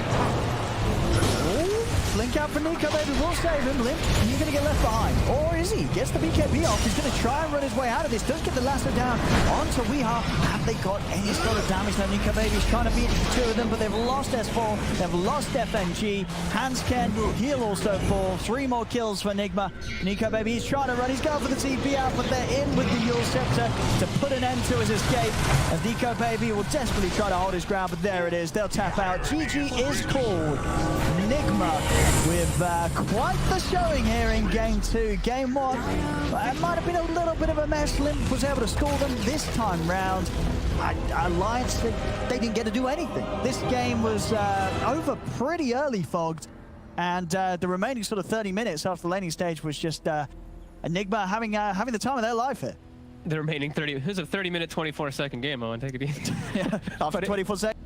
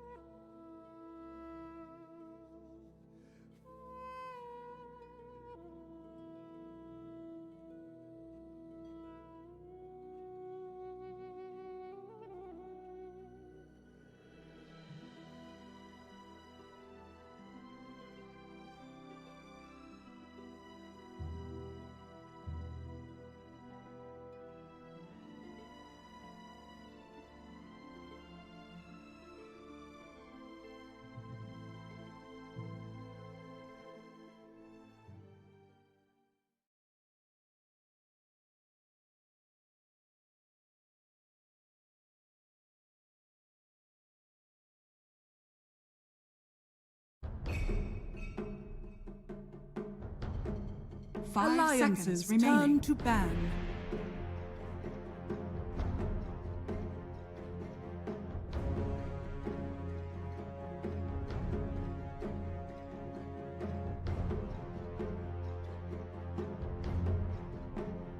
Radiant team ban.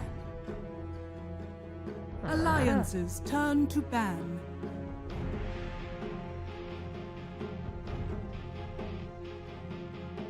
Radiant team ban.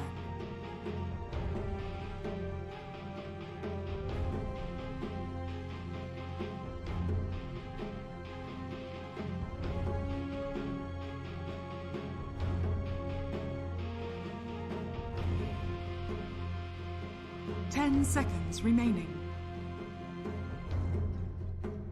Alliances turn to pick.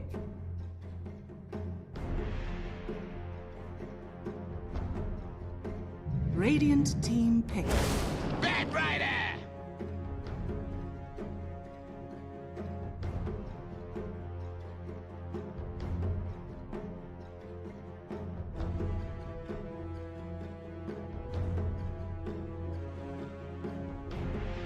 Ten seconds remaining.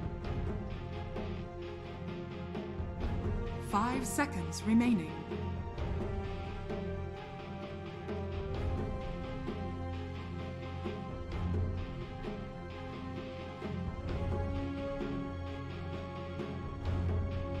Alliances turn to pick.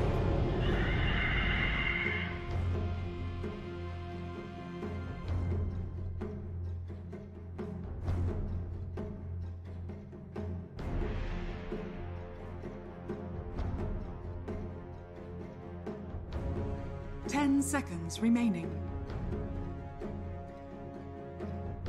5 seconds remaining. Radiant team pick. Shadow Demon.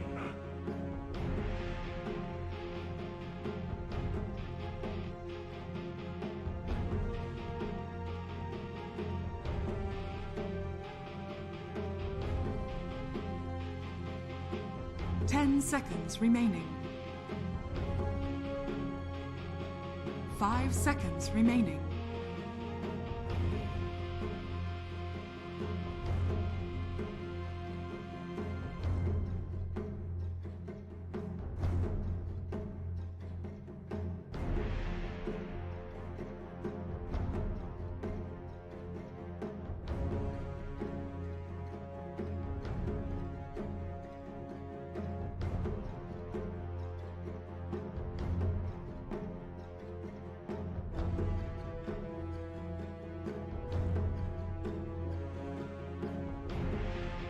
Alliances turn to ban.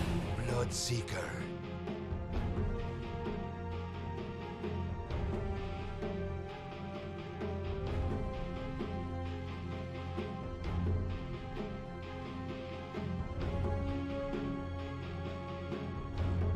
Ten seconds remaining.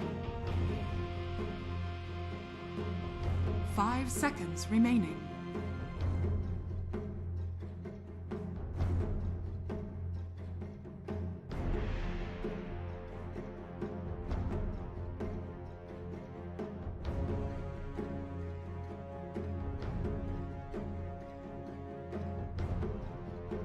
Radiant team ban. Alliances turn to ban.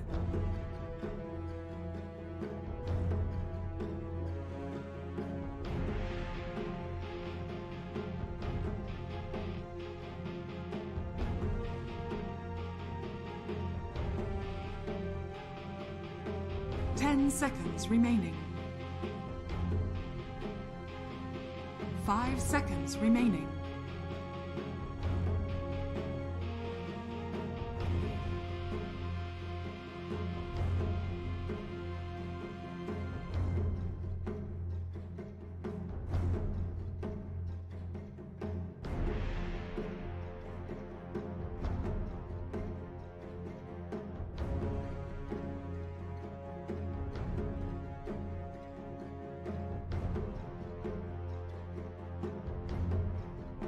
Radiant team ban. Alliances turn to ban.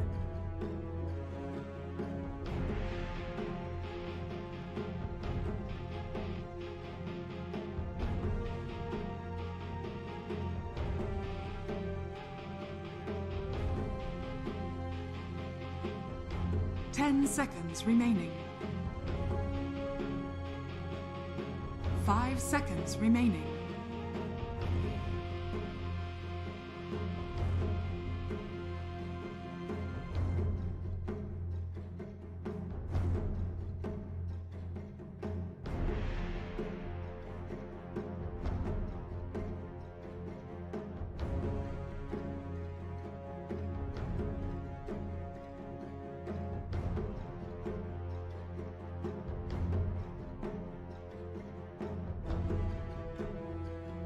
Radiant team ban.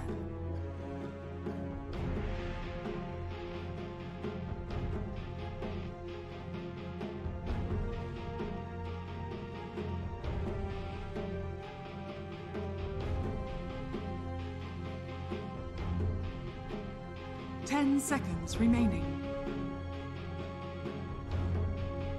5 seconds remaining. Radiant team pick.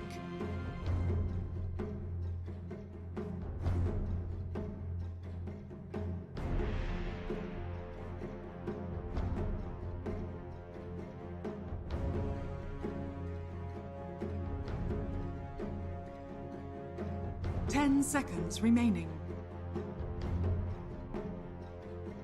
5 seconds remaining.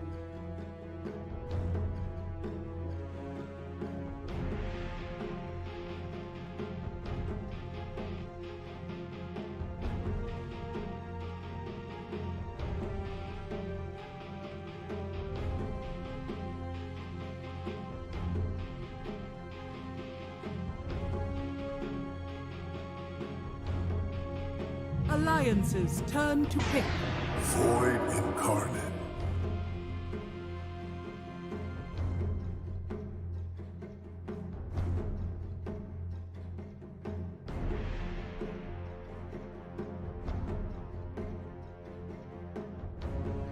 Ten seconds remaining. 5 seconds remaining.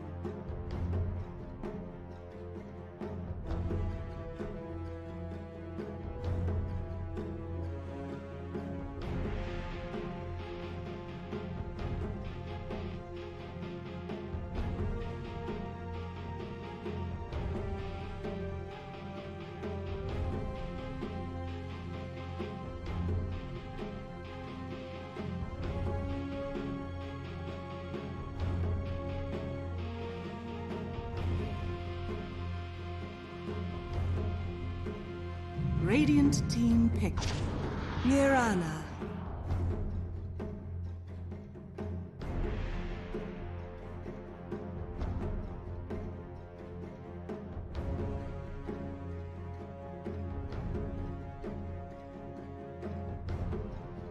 Ten seconds remaining. 5 seconds remaining.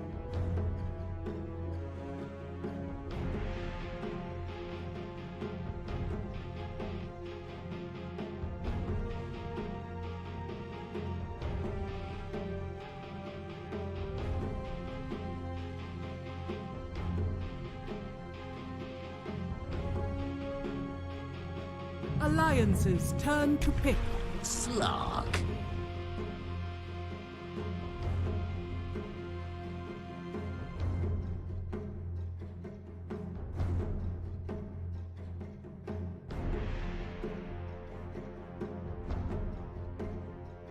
Ten seconds remaining.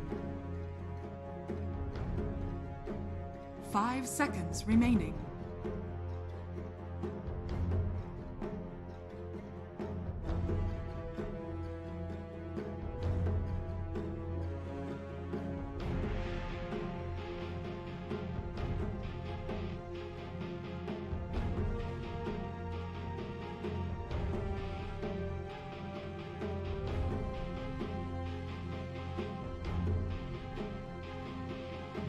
Alliance's turn to ban. Timber saw.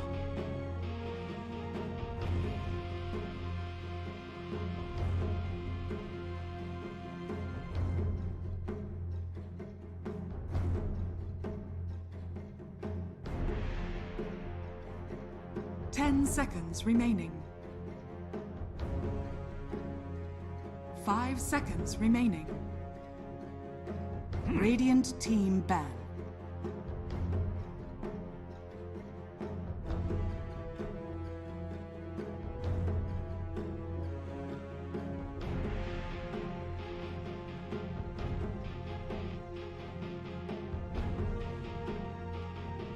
Ten seconds remaining.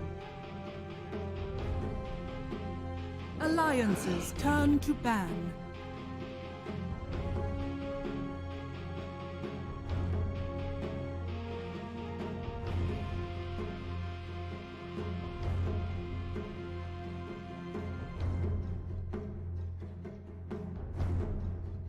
Ten seconds remaining. 5 seconds Radiant remaining. Team ban.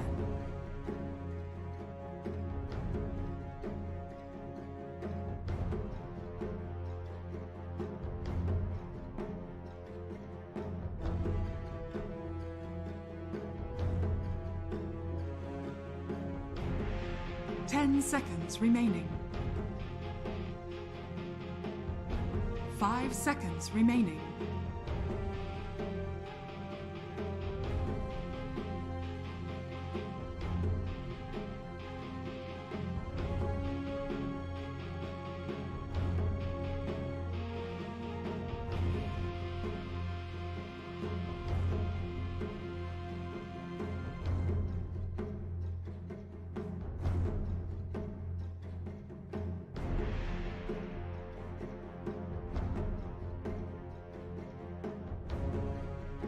Alliances turn to pick.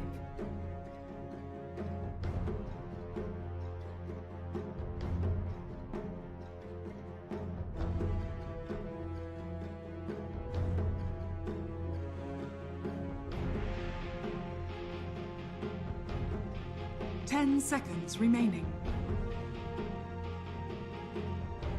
5 seconds remaining.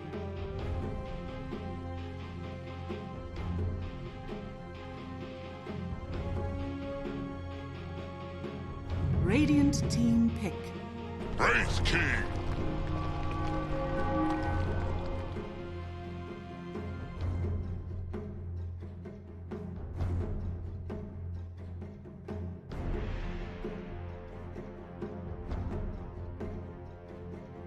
Ten seconds remaining. 5 seconds remaining.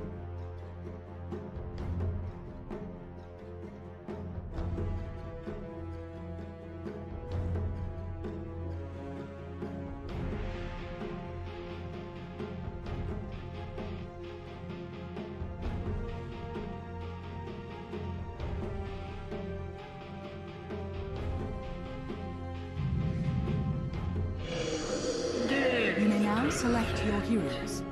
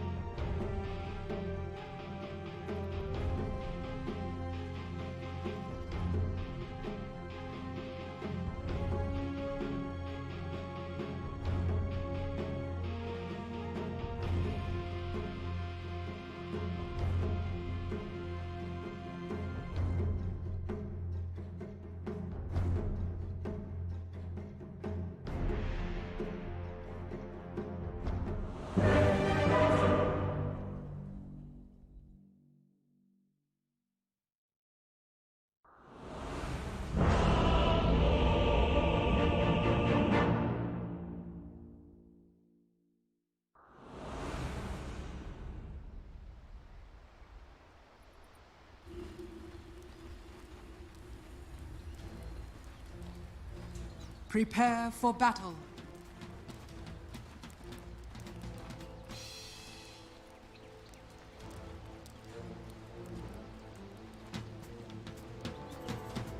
Thank you very much, Chief. Yes, this deciding game 3 now between NIGMA and Alliance. Fogged, we are seeing some stubbornness from Alliance with the course that they've come in again with here. Are they really going to get away with this, or are you once again worried for them, especially after what we saw NIGMA do last game with the Miracle Slot? Definitely a bit worried, but you know, we have to say, you know, of course, Miracle popped off as the Slark, but it is, of course, enabled a lot because he had the IO. Sure. Like, GH stacked everything for him. He kept full mana, making his mobility absolutely absurd. And they also had this Grimstroke that also enabled him quite a bit. This one, I'm not seeing these enablers for Miracle, even though he does have these great matchups. So I think that's going to be the thing that kind of maybe is the X factor that changes the way this game goes. And I feel like Alliance, it's actually an aggressive lineup. The last game, they had to wait until Pango was 6 to be able to do anything on the map because of the way the lane setups were. With Shadow Demon Mirana, I feel like they can always be trying to pose some type of threat. So I think it should be a much better showing from Alliance, but we could still see this Slark, which has a good matchup in the game. He could still pop off. Was able to do it again. Indeed, Alliance's slight change of a... Yeah, and already you can see it's pretty big switch up just at the fact that they're even able to go aggressive trying, right? Because the last game, there's just no way. They have Wraith King, Oracle, and Pango. Like, that just, it's not possible. This is a extremely potent tri-lane triple stun, and they can make rotations and variations. And for the most part, S4, he can play defensive and should be okay up here as long as he doesn't just high level 1 right away. I mean, is someone going to come down here, or they leave it? Like, can they leave Weehar on his own against this tri-lane? I don't think they can leave him alone, no. I think they have to bring someone else down, but I don't know how much either of these two heroes can help, so I think Kuro has to make the move down to at least try to break the combo and maybe just, honestly, die. Maybe just catch the arrows for his buddy and just eat the deaths a few times. Part the tri-lane's aggression. Weehar's safe down here. Last time, really did see it. Across the board, 3 solid lanes.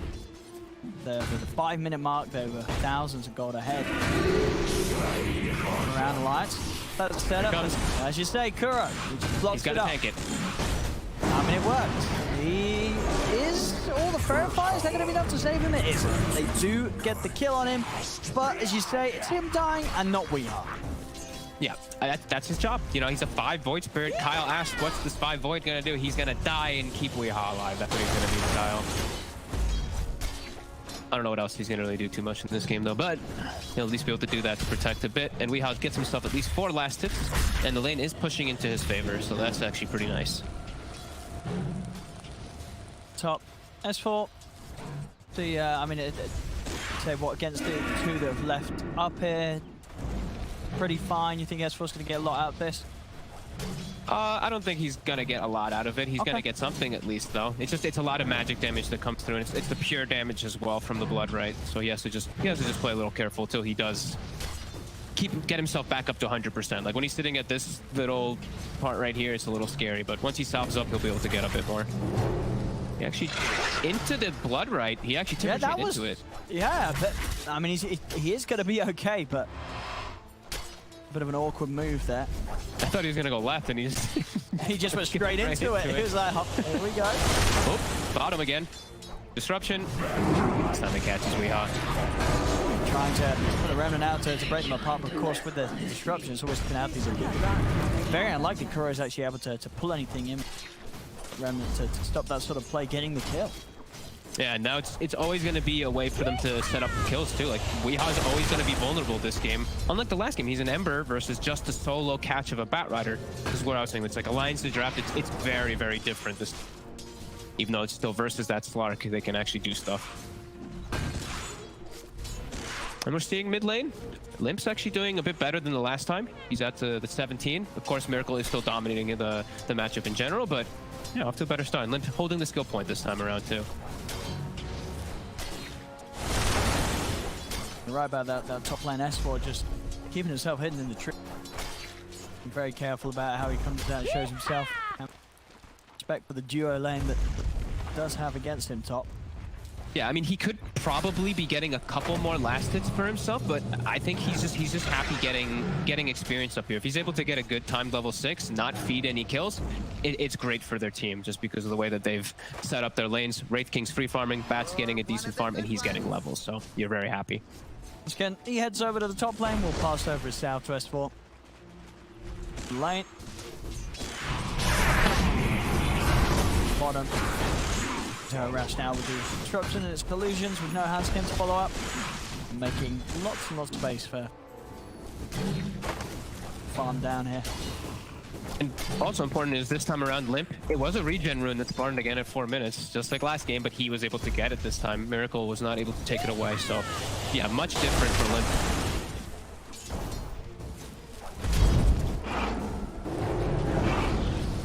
A little aggressive there with the Firefly. Cole, about every wave away from hitting the 6, and at that stage it's going to resources, of course, to gank that mid slot.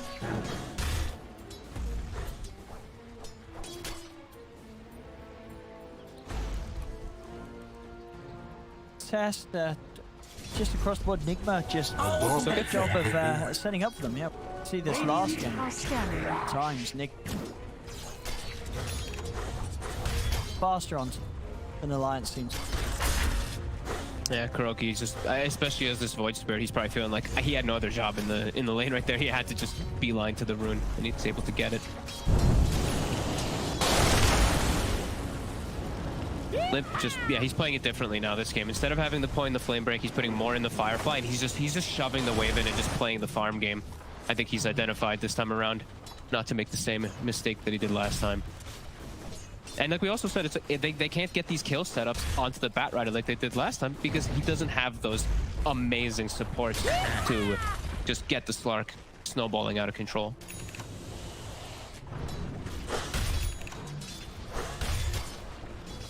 Yeah, it'll be a slower game for Miracle. It's still a game with potential. Dire's still middle going to have that attack. ultimate matchup against the Wraith King. Heroes. Ford does have his weak against the Slark. He's able to hit a good time. His first few items and the opening Miracle's had. Sure, it's not what we saw in game 2, but it's still solid. Diffusal Blade will still come out in good time. And he's denying some farm from enemy team right now. He just actually went into enemy jungle, stole some stacks of this Arcane Rune, and now he's even gonna maybe hit Limp a little bit just to hurt him. Sitting on this high ground, and yeah, he's gonna get some good punches on him. And Limp. Playing carefully in Miracle. Don't dive any further towards the tower, knowing that TPs could come in. And Up top, that's 4. Hits 6, immediately tries to go onto Mind Control. Nice body blocks here as well, allowing Hanskin to get a few further right clicks in. Mind Control. Too speedy though. Able to dodge the arrow, get away from the Timber Chain. He's out. That Limp did hang around. And Miracle, he just comes back over and gets the kill. I mean, Limp, of course, didn't know Miracle was around in this area, taking away his jungle. But still, nonetheless, comes back and plays a little too close to the stairs there. Miracle able to easily jump in on. And Miracle gets himself a jelly just like the last game. Bottom action. Set up onto We Are. Siphons, though, keeping him sustained against Nico Baby, as Nico Baby can't push on, and Nico Baby now very low. Kuro's coming in with the wraparound through the trees. Charge will be popped, but Nico Baby is running. One more nuke, though, should do it. And as you say, the Reincarnate coming at a perfect time, and then it's time to allow them to turn and actually get the kill on Weeha. Could not have hit that 6 at a better timing there, Nico Baby. That was perfect. The dancing around, waiting for the creep to die, and just instantly levels it up. Very nicely done. While Miracle makes his own move top, gets himself a kill. Radiant's bottom tower is under attack. Miracle to grab. Handle.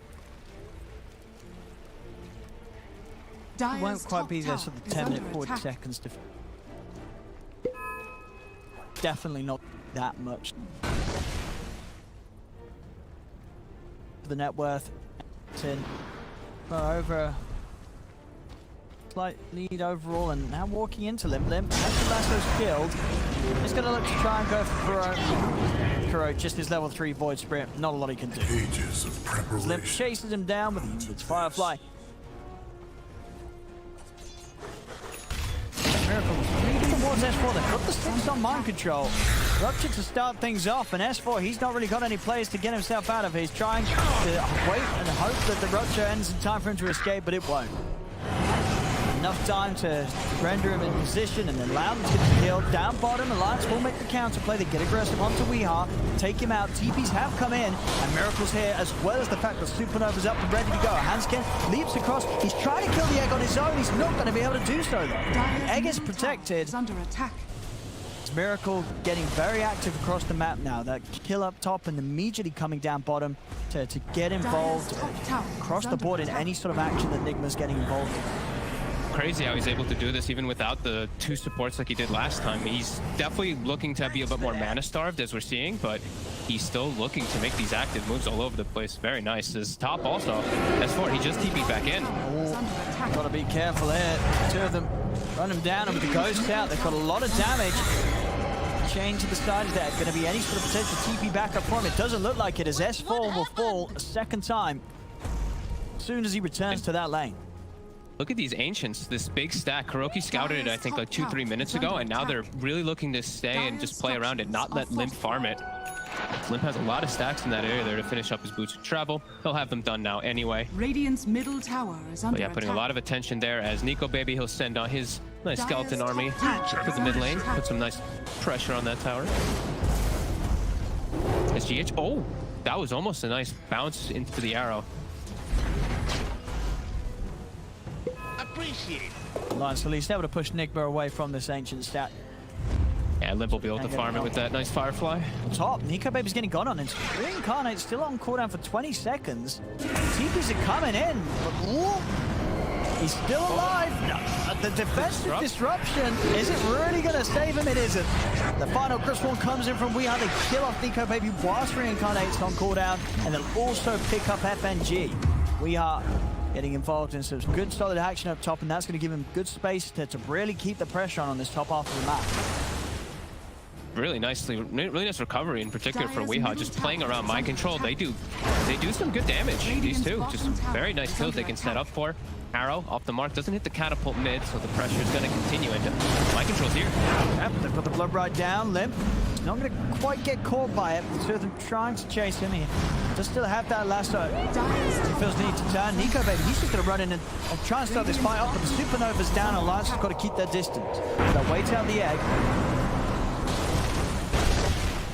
We are seeing Alliance turning up in numbers now. Still at this stage of the game, of course, where Nico Baby's in the process of farming the relic. Oh, the smoke instantly broken. Kuroki was still on the high ground. Radiant's bottom tower has been denied. And Limp just still trying to work on these Ancients, just keeps getting disrupted, and it's really just NIGMA dictating the entire pace, putting so much pressure on it, already up to a more than a 4K gold advantage. Yeah, big lead. Oh, yeah. Top tower is under attack. I mean, of course, not quite as big as last game, but definitely a lead that Alliance is going to be, they're certainly going to be feeling it. They're going to know that, once again, Miracle is on track for the good timing. It's going to be 12 minutes. He's got it done. Fusel's done. Only slightly slower than game 1. This is still a very, very good timing for the mid slot. Yeah, they're smoked up. They already have all these aggressive wards down, aggressive vision. They're looking to sandwich and maybe dive for this tower here. Everything is at the ready for them soon. 50 seconds for that egg, but they've got their Death Prophet ult. Nico Baby, he's already getting clicked. He's already getting pinged out here. Jump. Got the Moonlight Shadow getting him underneath the tower. TP's coming in. Miracle did try and get the pounce on the back lines. Wasn't quite able to find it. But the Moonlight Shadow has caused NIGMA to sort of back up, be a little careful of how they do try and jump. S4 trying to be that strong force on the front lines to push them away from the tower. But Miracle's not scared. He still jumps in with the pounce. Nice is there to follow up. They're just siphoning S4 down, and S4's gone. NIGMA able to just commit onto the timber underneath the tower. And I guess Alliance just overestimating their ability to hold there. You know, S4 coming in, standing by the tower. They felt that they could slow down the push, but it wasn't to be the case. They kill the Timber Source still easily.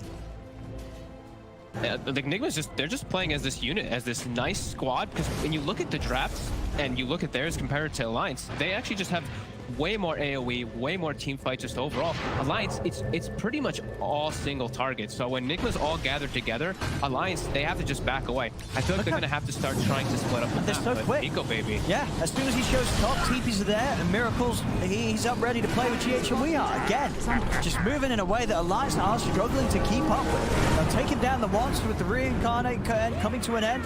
Nico Baby's trying to run, but the diffuser blades back up. He's able to slow him, finish him off with the pounce. They're just playing too fast for Alliance. Alliance can't keep up. No, and I think they just have to start playing just split push the map. Like S4 needs to just push, like suicide push, and just help his team try to find any type of kills with the arrow combo. Just look at them go. Miracles just chasing onwards and onwards. Rupture down onto FNG. There's just no stopping NIGMA right now whilst they continue to get a similar level of momentum as they had in the second game. I mean, they might even be able to pressure this tier 2 before the 20-minute mark this time around. Weehaw exorcism up in 20 minutes. Miracle's still hanging around looking for anybody who wants to show their face, and Hanskin stepping up. Just managed to pounce away from the silence. The jump from Miracle. They're really looking to get this tower before the 20. I mean, yeah, it's far before the 20, right? Yeah, 15 minutes in, and tier 2 towers being taken. And Alliance just can't do much about this. Over to the side, Limp.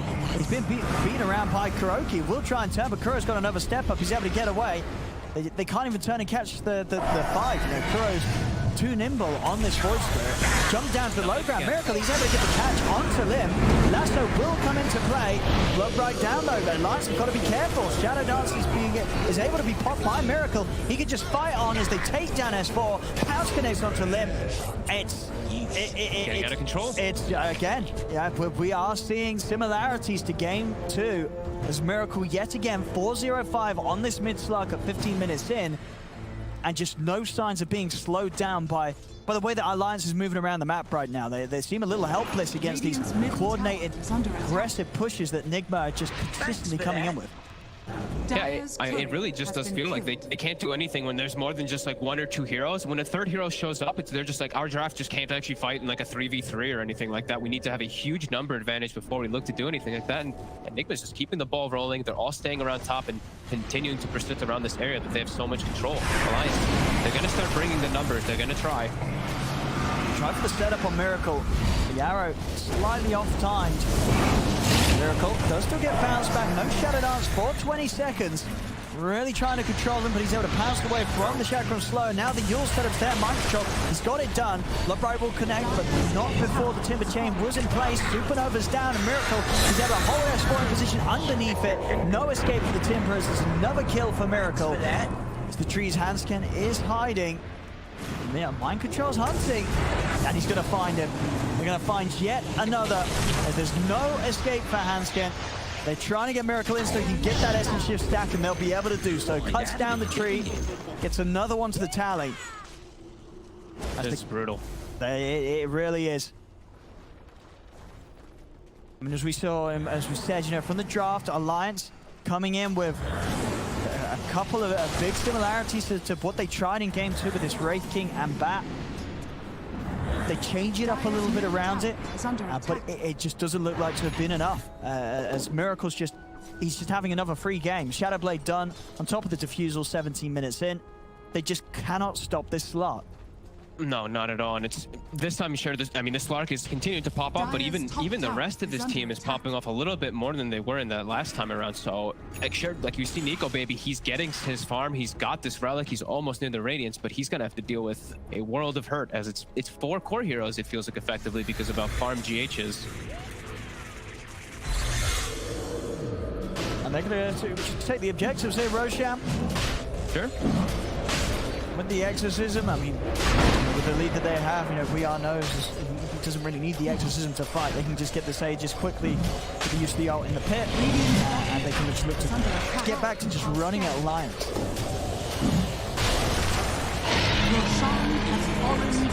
And Limp's still quite a ways away from that BKB, and it's Yeah, it's really feeling pretty rough. They just don't have the damage, and they don't have the team fight either to really deal with these heroes. As Miracle just constantly hunting now with this Shadow Blade on top too. 3 kills. Yeah, they'll also be able to catch FNG. It's getting just as bloody as game 2. It really is. 16 for 5.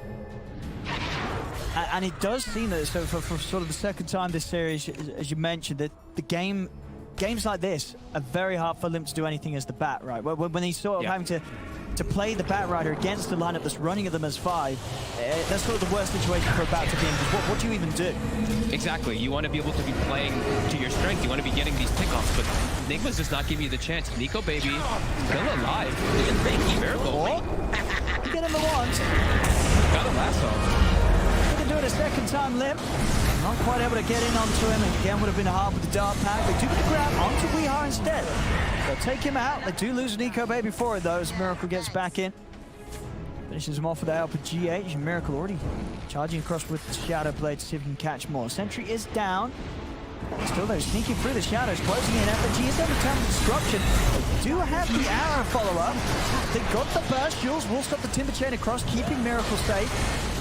Miracle's able to retreat for now. Kuro actually jumping straight and gets the grab onto FNG, but it's Simulate burning, but hit down low. GH as well, and Miracle closes across, slows him inside of the Sunray. They find the arrow. Miracle, he finally dies for, I believe, the first time in both of these Slark games.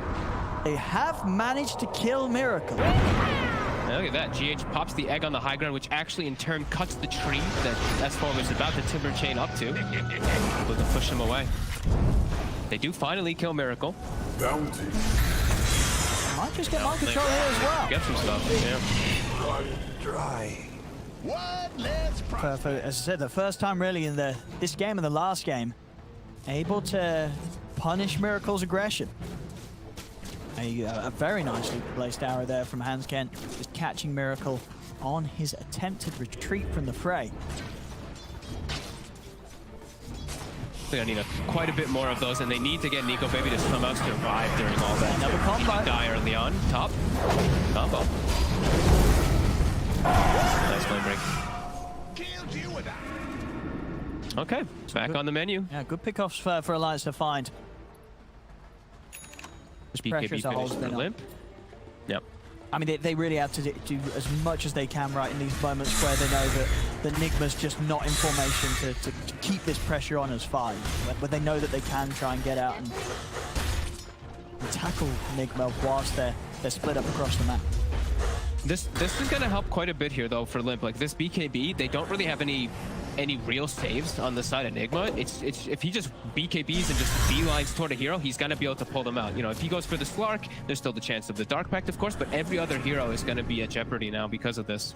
So this could be a start to a small comeback here for Alliance, as they still need a little bit of time, but showing some life. Radiant are scanning. Disruption combos, definitely something that we still have to see Miracle play around.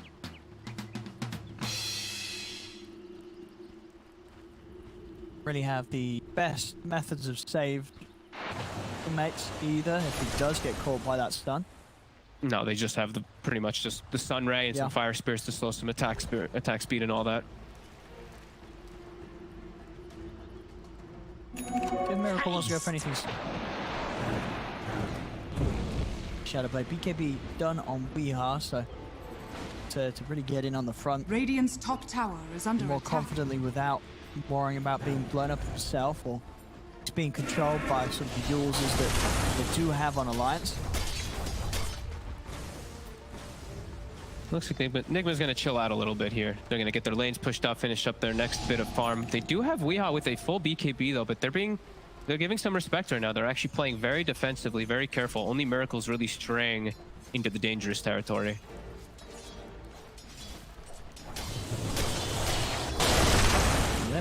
Waiting in the trees, but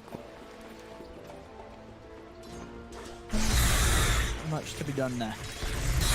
The smoke from Alliance heading down towards the bottom. I mean, they know that Miracle just showed himself up top, so maybe he's immediately boarding. Yeah, he knows this is happening. BKB immediately used here by We Are. As soon as Nico Baby reveals himself, the Moonlight's popped as Alliance. They back away. Let them see if they can get in after the BKB starts to come to an end. The silence is down to the three of them, but the BKB's popped by back. Limp has the lockdown onto We Are. Separate team onto the side, but Miracle's in with the pounce onto S4. S4 can't quite get away from the Supernova in time as S4 goes down. 1-for-1. Nico Baby still having a poke at them. He's getting in. Then we get the Brave Fire Blast onto Kuroki. Kuroki has no further escape. It's going to be a second kill for Limp. Miracle. Shadow Dance being committed as he heads over towards Limp, but he's got to be careful without the ult at the ready now.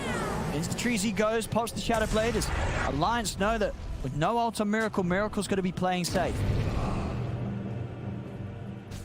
So he's thinking about trying to go back in, but now he'll back away, and there we go. Alliance, they bring it back with a BKB bat. We see that and come into play right there. Just he doesn't have to have any cares, any concerns about who he lassos now, unless it's a Slark.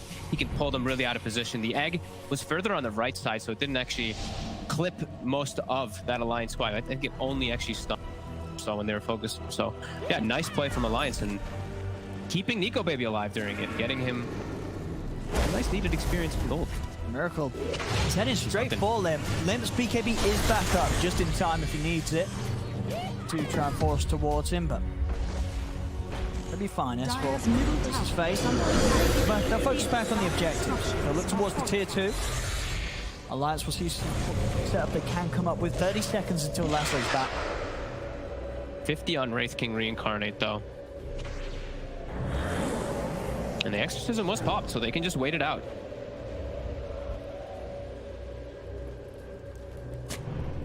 About 10 seconds left on that. And then maybe they're going to look to re-engage. Lasso's going to be coming up at a pretty nice time while Exorcism ends. Here's the start. He's going to start with a probably dead FNG here. Disruption on himself, not to do anything. At least he'll be able to get a D-ward out of that one, probably. As Nico Baby blinks into a very aggressive position, but it works. Still getting a very good amount out of them. So Baby keeping very close on the toes of Miracle. Right behind him. Bomb as time round. There's Blink Radiance and track for the AC. It's become a good time. Have definitely slowed down the lead that NIGMA were building up. They built that 5k lead up pretty quickly, but as you can see, it's really stagnating now. Yeah, they actually just see Weehaw step up a bit too far. He has the BKB, he's holding it. Out from Nico will throw them a little bit. They get the pullback as well as the Rupture down onto S4. Find himself some time with the self-fuels. S4 timber chaining away, but the Rupture will bring him down low and low enough for Miracle to finish him off. Supernova right in the midst of the fight as Alliance, they got to split. BKB popped by Olympus is on the retreat. Will get out of the range of the Supernova stun. Now the jump in. Nico Baby finds the opportunity to get into the Rage Fire Blast. The Lasso follow-up, they've done it. They take down Miracle. A perfect jump there from Nico Baby to catch Miracle between the Dark Packs and find that opening to get the kill done. The Siphons bringing FNG and Nico Baby down low, but Nico Baby, he's got the Reincarnate. The slow from it setting up for Weehaw, but Weehaw is able to dodge the stun with the Yules. Weehaw hasn't got any way to get himself out of it though, as he's trapped on the high ground. Limp controlling him here as Alliance again a solid hit back and really was just finding that perfect jump onto the Slark and killing Miracle off. As soon as they take him away, NIGMA's power in the team fight does start to falter. That was a beautiful dance by Alliance, I would call it. The way that they actually just synchronized dance, just split away from that egg instantly and just waited for the perfect opportunity to re-engage. That was very nicely coordinated by every single one of them, because they didn't lose like anybody there. That was, I think, what they lost S4 at the start of it, and then they just completely split in a perfect delta angle and just so nicely done by them and getting the perfect opportunity to jump back in. This is the signs of life we were talking about. Yeah, they just put the Cecil just so much thrown down onto S4, and then as you say, as soon as the Phoenix GH comes into the midst of it, they're just out of there. And just again, just watch how quickly Nico Baby's able to find the opportunity to get back in. You know, Miracle, Dark Pack down, boom. Nico Baby's in with the opening, sets up for the Lasso follow-up, and the Slark's gone, and Alliance come out in a great position off the back of the fight. Love to see it. Finally able to shut down that pesky Slark now 2 times in a row. Down to a 4K lead now. This is turning into definitely a different story from that second game we had this series. This is... I was like, what the heck? He's not in the game. Oh! He is an idiot. He is an idiot.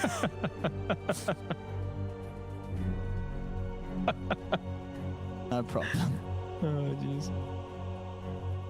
No, definitely big signs of life and big signs of like everybody starting to get a little bit of gold. I know they were mentioning on the panel, like there's no way this Shadow Demon will ever get an ag in his game and stuff like that, but he's got Aether Lights, he's got the Philly. Dude. Yeah, he's got the Philly, man. The Philly's the dream for a Shadow Demon, so he's got potential to get that type of item, and it can be extremely impactful if he's able to. And off the back of that fight, now Wraith King takes the top spot. Nico Baby leading the way in farm. And how's our levels doing, actually? Because it is a 4K gold lead, but experience, it's starting to level out. Alliance is starting to get closer and closer. Limp up to 18, so frequency of Lasso is going to be a little bit faster. That long duration disable too. And even the damage. I mean, Lasso does quite a lot now. I think people really overlook that. I mean, with the way the last few fights have gone, you know, Nick losing Miracle, I mean, what are they sort of got to change up? You know, why are they having struggles that they just weren't having earlier this game and they weren't having last game? You know, what is it about the way that these fights are going down that's making it kind of hard for Miracle to actually get to play? They're doing a great job of taking them out. Yeah, I mean, they just have a way better actual draft, just period. Their last draft just it felt so light. They had no stuns really. Like when you have just one stun of a Wraith King, it feels really bad. Besides like a Rolling Thunder, this one, Arrow Disruption is kind of a pseudo stun in this one because it messes with his Dark Pack and all that. So they've got just much better options this time.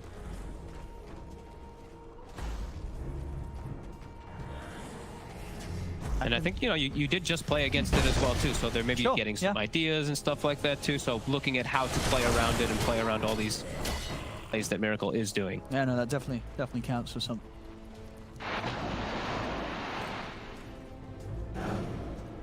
Alliance, they're grouping up to try to go for something here. They don't have Reincarnate for 40 though. Dire are scanning. And Lasso is back up quite soon. I see Limp has gotten a very nice spider legs for himself too, so this Bat Rider in some of these fights might just be able to scurry and pull people in some very devastating positions.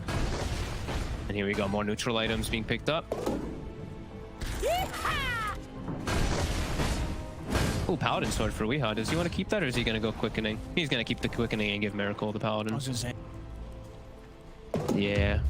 Maybe later on they'll swap depending on what items they get, because the Paladin Sword is no damn value on a hero like Death Prophet. Rosham. Radiant's 10 bottom seconds. tower is under attack. To fighting around the pit. I guess, yeah, with sort of low right Super and Rex, the sort of fight in that condensed area is still favorable for NIGMA. Want to commit for it down bottom, Miracle. Radiant's bottom jumping onto Hansken. And then ready and waiting for him. As soon as Hansken comes down from the jewels.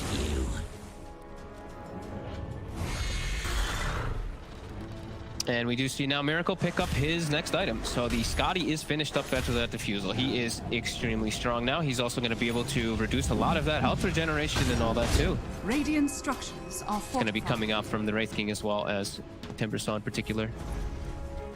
Miracle. As FNG. He's looking for it. Look at the leash off. And should be a pretty dead Shadow Demon. FNG just slowed down with Demonic Purge, but still Miracle able to get back in. Bounces up.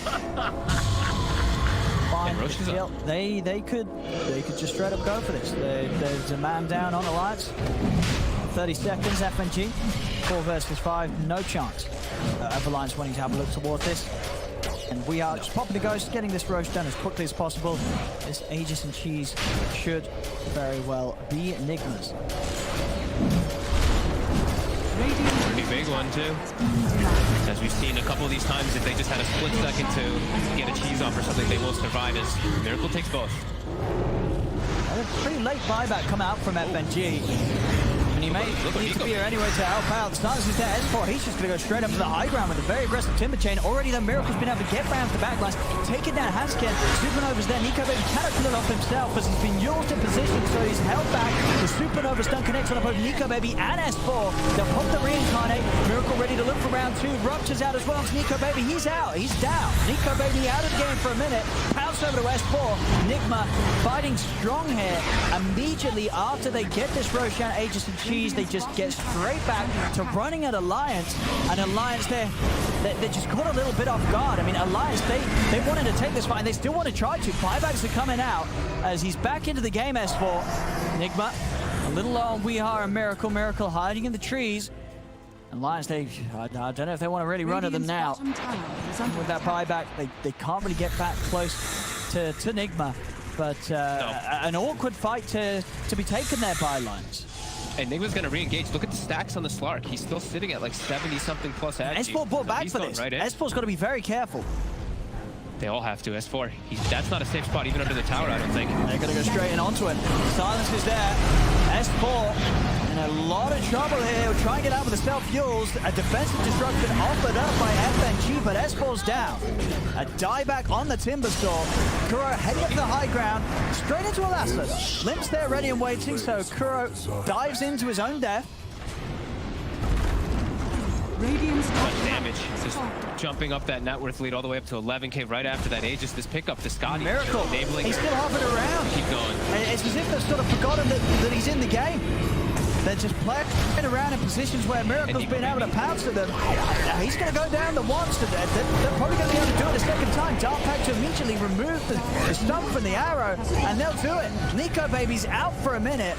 Alliance is just left to the 3 of them to run back and wait whilst NIGMA get the space to start to siege the high ground. What a snowball of hurt that has just happened from NIGMA as they're not stopping. They want another target. They want They're going to get it. Take me! Oh boy. I mean, it really did look like Alliance were starting to put the pieces together and slow down this large lineup of NIGMA. But then that whole bit of blunder after NIGMA grabbed the Roshan, the Aegis, and the Cheese, and Alliance decide to fight, and the whole game just goes back to crumbling completely before them.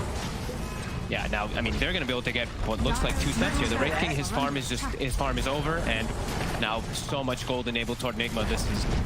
This is looking pretty impossible now for Alliance after that. Thankfully, they do have their towers down bottom, but the damage of gold is really done. Radiant's top tower is under attack. So they're going to continue looking to clear out this Rax. They still got 5 seconds till Wraith King, and I think he might just still continue anyway. Desperately trying to slow Miracle down and get him off the Rax, but they cannot do so. And the Rax gone. Nico Baby does jump in onto We Are. They're actually able to burst We Are very quickly. We Are gets pretty much 100 to 0 immediately. They've also got the stun locked down onto GH. GH also taken out. Alliance, they're putting everything into this chase. We'll see what more they can catch. Kuro out to the side. S4. He's got the heal set up. Still a dissimulate available for Kuro. He's going to jump out to the west. And Nico Baby's able to follow it up. Has the blink, cuts him down with a crit. So Alliance, they do manage to again come in with a solid punch back against NIGMA. Of course, not before the damage was done. And NIGMA already taking 2. That's about melee racks away, and indeed Miracle just still happy to play out on the map wherever he fancies right now. With the last few fights going the way that they were, he's back on track and just standing at the top and having so much farm, and they don't see him, and they know that he's around. They're trying to run.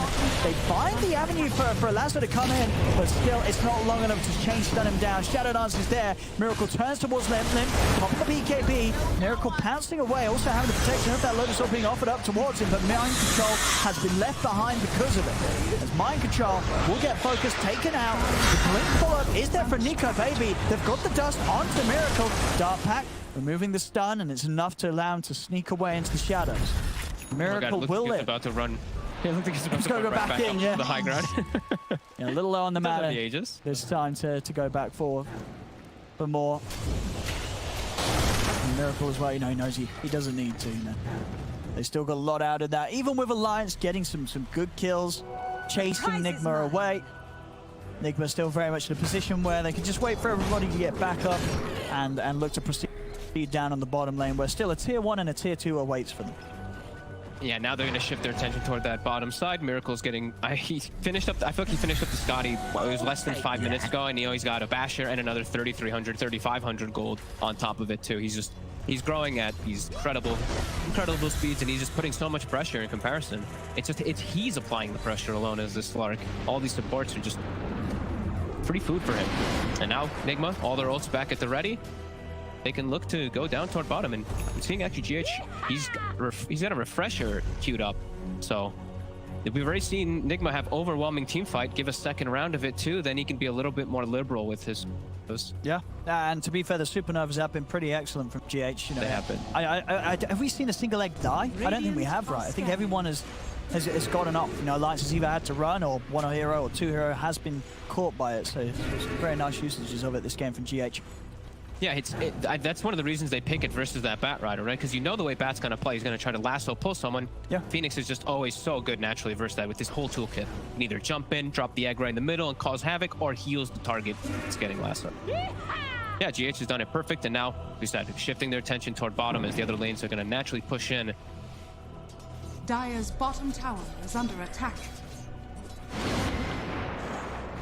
Baby, close to having Dire's the BK. Bottom tower has fallen. The AC, but still, when that's there, likely to have the completed butterfly on Miracle, and then you're to deal with this insane amount of invasion as well on the slot.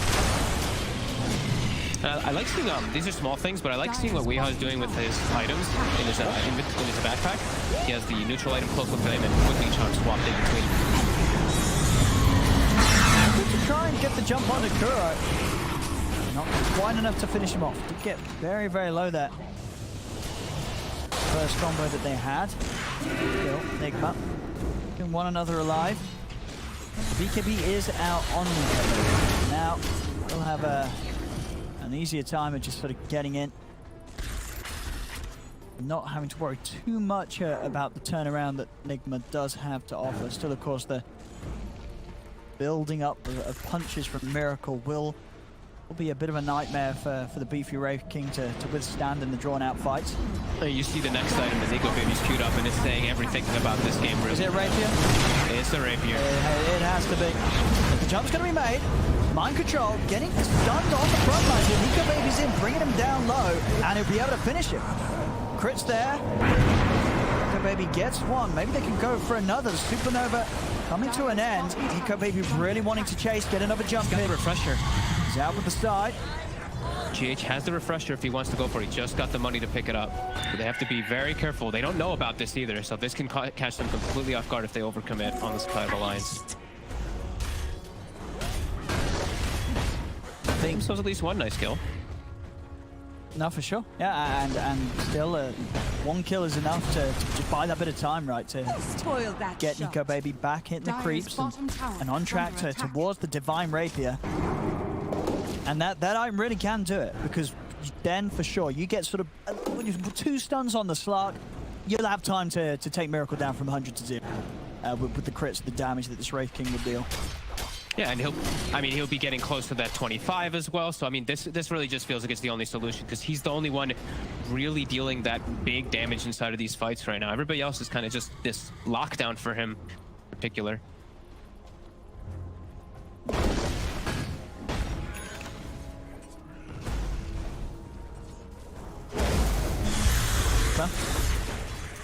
Mind control back in action. Ahead. Tier 1 down on him, but weren't able to stick around long enough to take the Tier 2 out as well. They're gonna go for the top off. They can get the outpost back. They could go for it if they'd like to, but Alliance is in the area. They're looking to defend that one. Everyone here. The Ward's down 2 to see the fight. And now Miracle's gonna go for the scouting. And he just also picked up a Penta-Edge sword on Miracle. Pretty solid item on a Slark, I'd say, especially when you're standing toe-to-toe versus heroes. You're just gonna keep ruining their move speed, ruining their attack speed, and stealing their stats. That's pretty nice. Absolutely, I think it's pretty much the best hero for the arm. Yeah, it feels like it for sure. The prize is mine. on the high ground here, Alliance. Quite a nice position. Miracle's heading up with the Dark Pack, and they're able to find it. The lasso comes out immediately. Excellent timing there from Lim as they watch Miracle Dark Pack in a way that leaves him open to being caught out by the stun. Egg comes out. Alliance, they're able to move straight towards it. And for pretty much the first time this game, they'll be able to take out the Supernova. They kill GH. They're also, by the looks of it, going to get Mind Controls. Mind Controls try to run himself away. Nico Baby should have Blink back up in a second. Hansken just making sure that Weehaw isn't able to chase him down. As Mind Control, he is very speedy though. Weehaw blinking across, trying to slow down the chase from Alliance. They'll just turn their attention over towards him. Weehaw pots the BKB, tries to continue to commit over towards Limp, but Limp himself also using the BKB to break away. Nico Baby moving in onto Weehaw. Weehaw is very tanky with this Shiva's Guard. It's going to take quite a bit of time to take him down. The Siphons as well, keeping Weehaw alive. This is battling against pretty much with the 4 of Alliance as they're still trying to kill him. Finally, they're able to do so. They bring down Weehaw. Over towards Kuro they go. Kuro with the jump out, Nico Baby. Blink still on cooldown for 10 seconds. Chase for another out of this. I mean, of course, already an excellent fight for Alliance. For the twin. Kuro, he's into the trees. They'll have another to simulate. Dire's middle tower. They've found him. Oh, no, they have an Astral Step up. He's running. And they should slowly be able to take him down, and they will. I mean, they're all starting off there with that whole movement from Alliance to get them in position on the high ground. Miracle, you know, he was trying to be safe going up into the high ground with the Dark Pack, but it just wasn't timed in a way that left him, you know, sort of completely safe. There was that fraction of a second as the Dark Pack came to an end, and Limp in with the lasso is perfect. Yeah, couldn't ask for a better opportunity there, and the way that they shifted and focused that egg to absolutely perfect. They get right on top. Even though GH put it very far to the left side, they still were able to because, you know, Mirana, it's always going to help a lot. He just leaps in and gets at least like 3-4 hits off as a support, and then the rest of them can stun it. So now they're going to be the squad game rush. You know, if they want to, that they're hanging around the pit. Though. Yeah, I think they want to try to get a kill first, and then maybe go back because the respawns are too Miracle! He's going to instantly pop the Shadow Dance as soon as he gets wind of Nico Baby jumping in on top of him. Knockback from the flame break though, holding him close, Supernova on the high ground, but still, again, they find the last time they got the damage to kill him, they do. Alliance take down Miracle. Again, GH popping the refresher. He's going to have a second round of spells to throw out here. Here comes the egg once more. They've got no way to take it down on top of the cliff, so it will mean that they can kill off Nico Baby the Watch. Can they do it another time though without Miracle around? They are lacking a bit of damage, but it looks like they still have enough. Nico Baby will go down. FNG in the river being chased. As Kuro has got the remnant to follow the Yules. Kuro's able to pick up another. Weehaw and Mind Control, they're doing it without the slug. Even in these situations where Alliance, they're able to make these quick moves and take down Miracle, we're at a point where Weehaw and Mind Control, they're very hard to deal with. The problem is, it is not the Slark alone. It's just how much of a beefcake really Weehaw is on this DP. Yeah, and he was Blood Rage during all of it too, so all the damage being pumped up, but the big MVP, I mean, GH, that was... The fact that he's just so farmed there in that fight. He gets full 2 rounds of his spells, plus the Supernova, or plus the Sun Ray during the Supernova during all of it. He did over 6,500 damage in the fight, while Weehaw did like 4K. That was absolutely insane by GH. That was sick.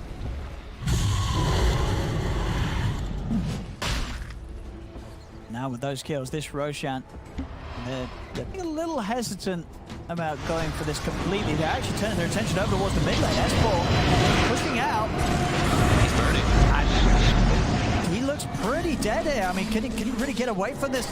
Again, the silence is a very long duration stance, of course, from Weehaw. Just leaving him no chance to get out of here. And that final burst of pure damage from Mind Control, taking S4 out. Miracle's back in the game, and with the full 5 of them, they'll head towards the pit. S4 will buy back, though. Looks like they really wanted to turn NIGMA from going for Roshan and heading into the pit. I think he knows that they can't deal with that. If they do get another Roche, like Aegis Cheese and a full Scepter, it's a little bit too much for them. They need to have these picture-perfect moments. That's 2 fights now in a row, and they've insta-killed the Slark, and still they got wiped afterwards just because of that positioning. So yeah, S4 needing to buy back there to push him away. And how close are we to the... I mean, he's still some time from that Rapier. He's about to hit 25, though, for that nice Mortal Strike cooldown.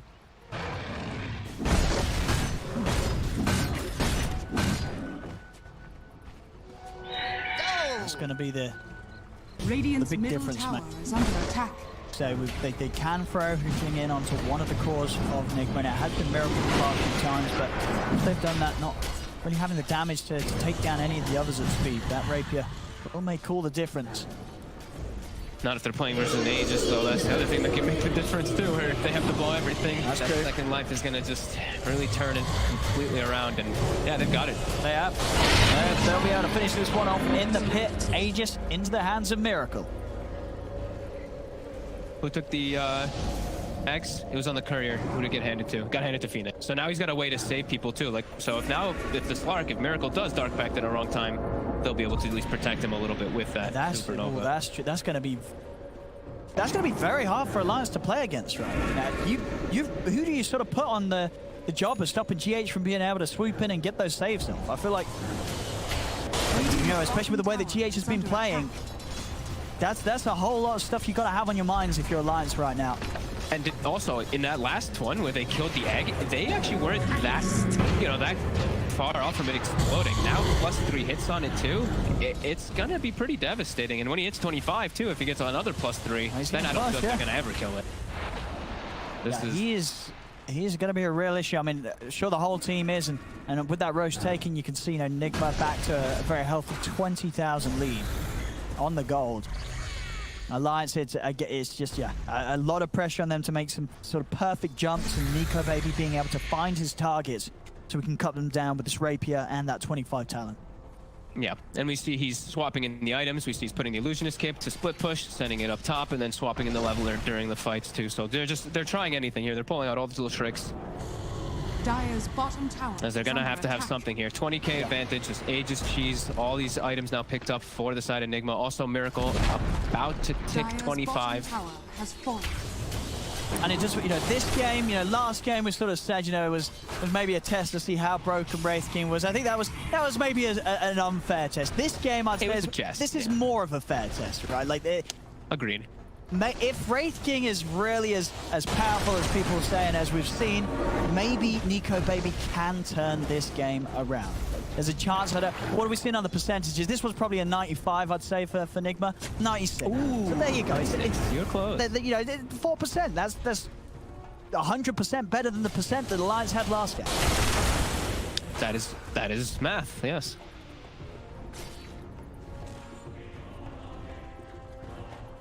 Of course, at this point, I mean, with the Aegis Alliance, it's just going to be about waiting for NIGMA to come to that. Yeah, just trust you guys. All that farm on Nico Baby, get him maybe a backup Rapier at the ready.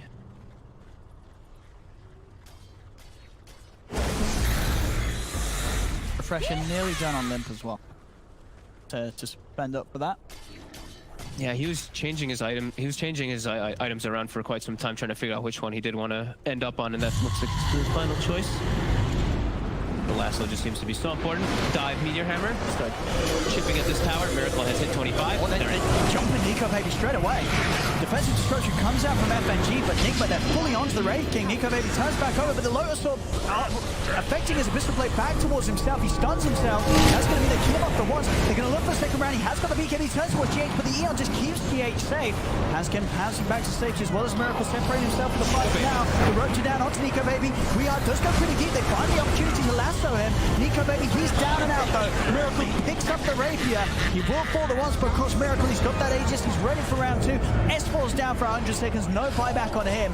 And now Alliance have to deal with this Slark having the Rapier. Look towards Kuro. Miracle, he's ready to start cleaning up. He goes in over towards Lit. Disruption holds back Miracle. Miracle momentarily isn't long enough to stop him from getting the kill. Limp buys back immediately. Do poke towards Kuro, but Kuro just sort of teasing around with them close towards the fountain, giving space for NIGMA to get the objectives. FNG will fall. 2 dead now in Alliance. No buybacks for either of them. As NIGMA just chasing them down one by one. Limp onto the BKB. Nico Baby does get him with the stun. The follow-up is there with the arrow, but it isn't long enough to hold him down, and they're indeed diving in. GH popping the ult, deep in the fountain. Reincarnate pop. They're in for a second round onto me. Pots the BKB. Nico Baby can't get back to the base though. He's dead and down for 2 minutes. This should be the closer, and it is indeed. GG is called. as NIGMA will take this game 3, and with that, the series is theirs, 2-1. And they do it twice here. The mid, Miracle Slark. This game, not quite as dominating as game 2, but nonetheless still a very impressive showing from NIGMA as a whole. Yes, a little bit of back and forth for sure. Just a little bit of nice plays, pretty much just bringing Alliance back in when they get those catches on Miracle. But yeah, Miracle still absolutely dominant, and this time not with the backup of 2 supports that are enabling him, but more so the backup of a support who is kind of side carrying him with GA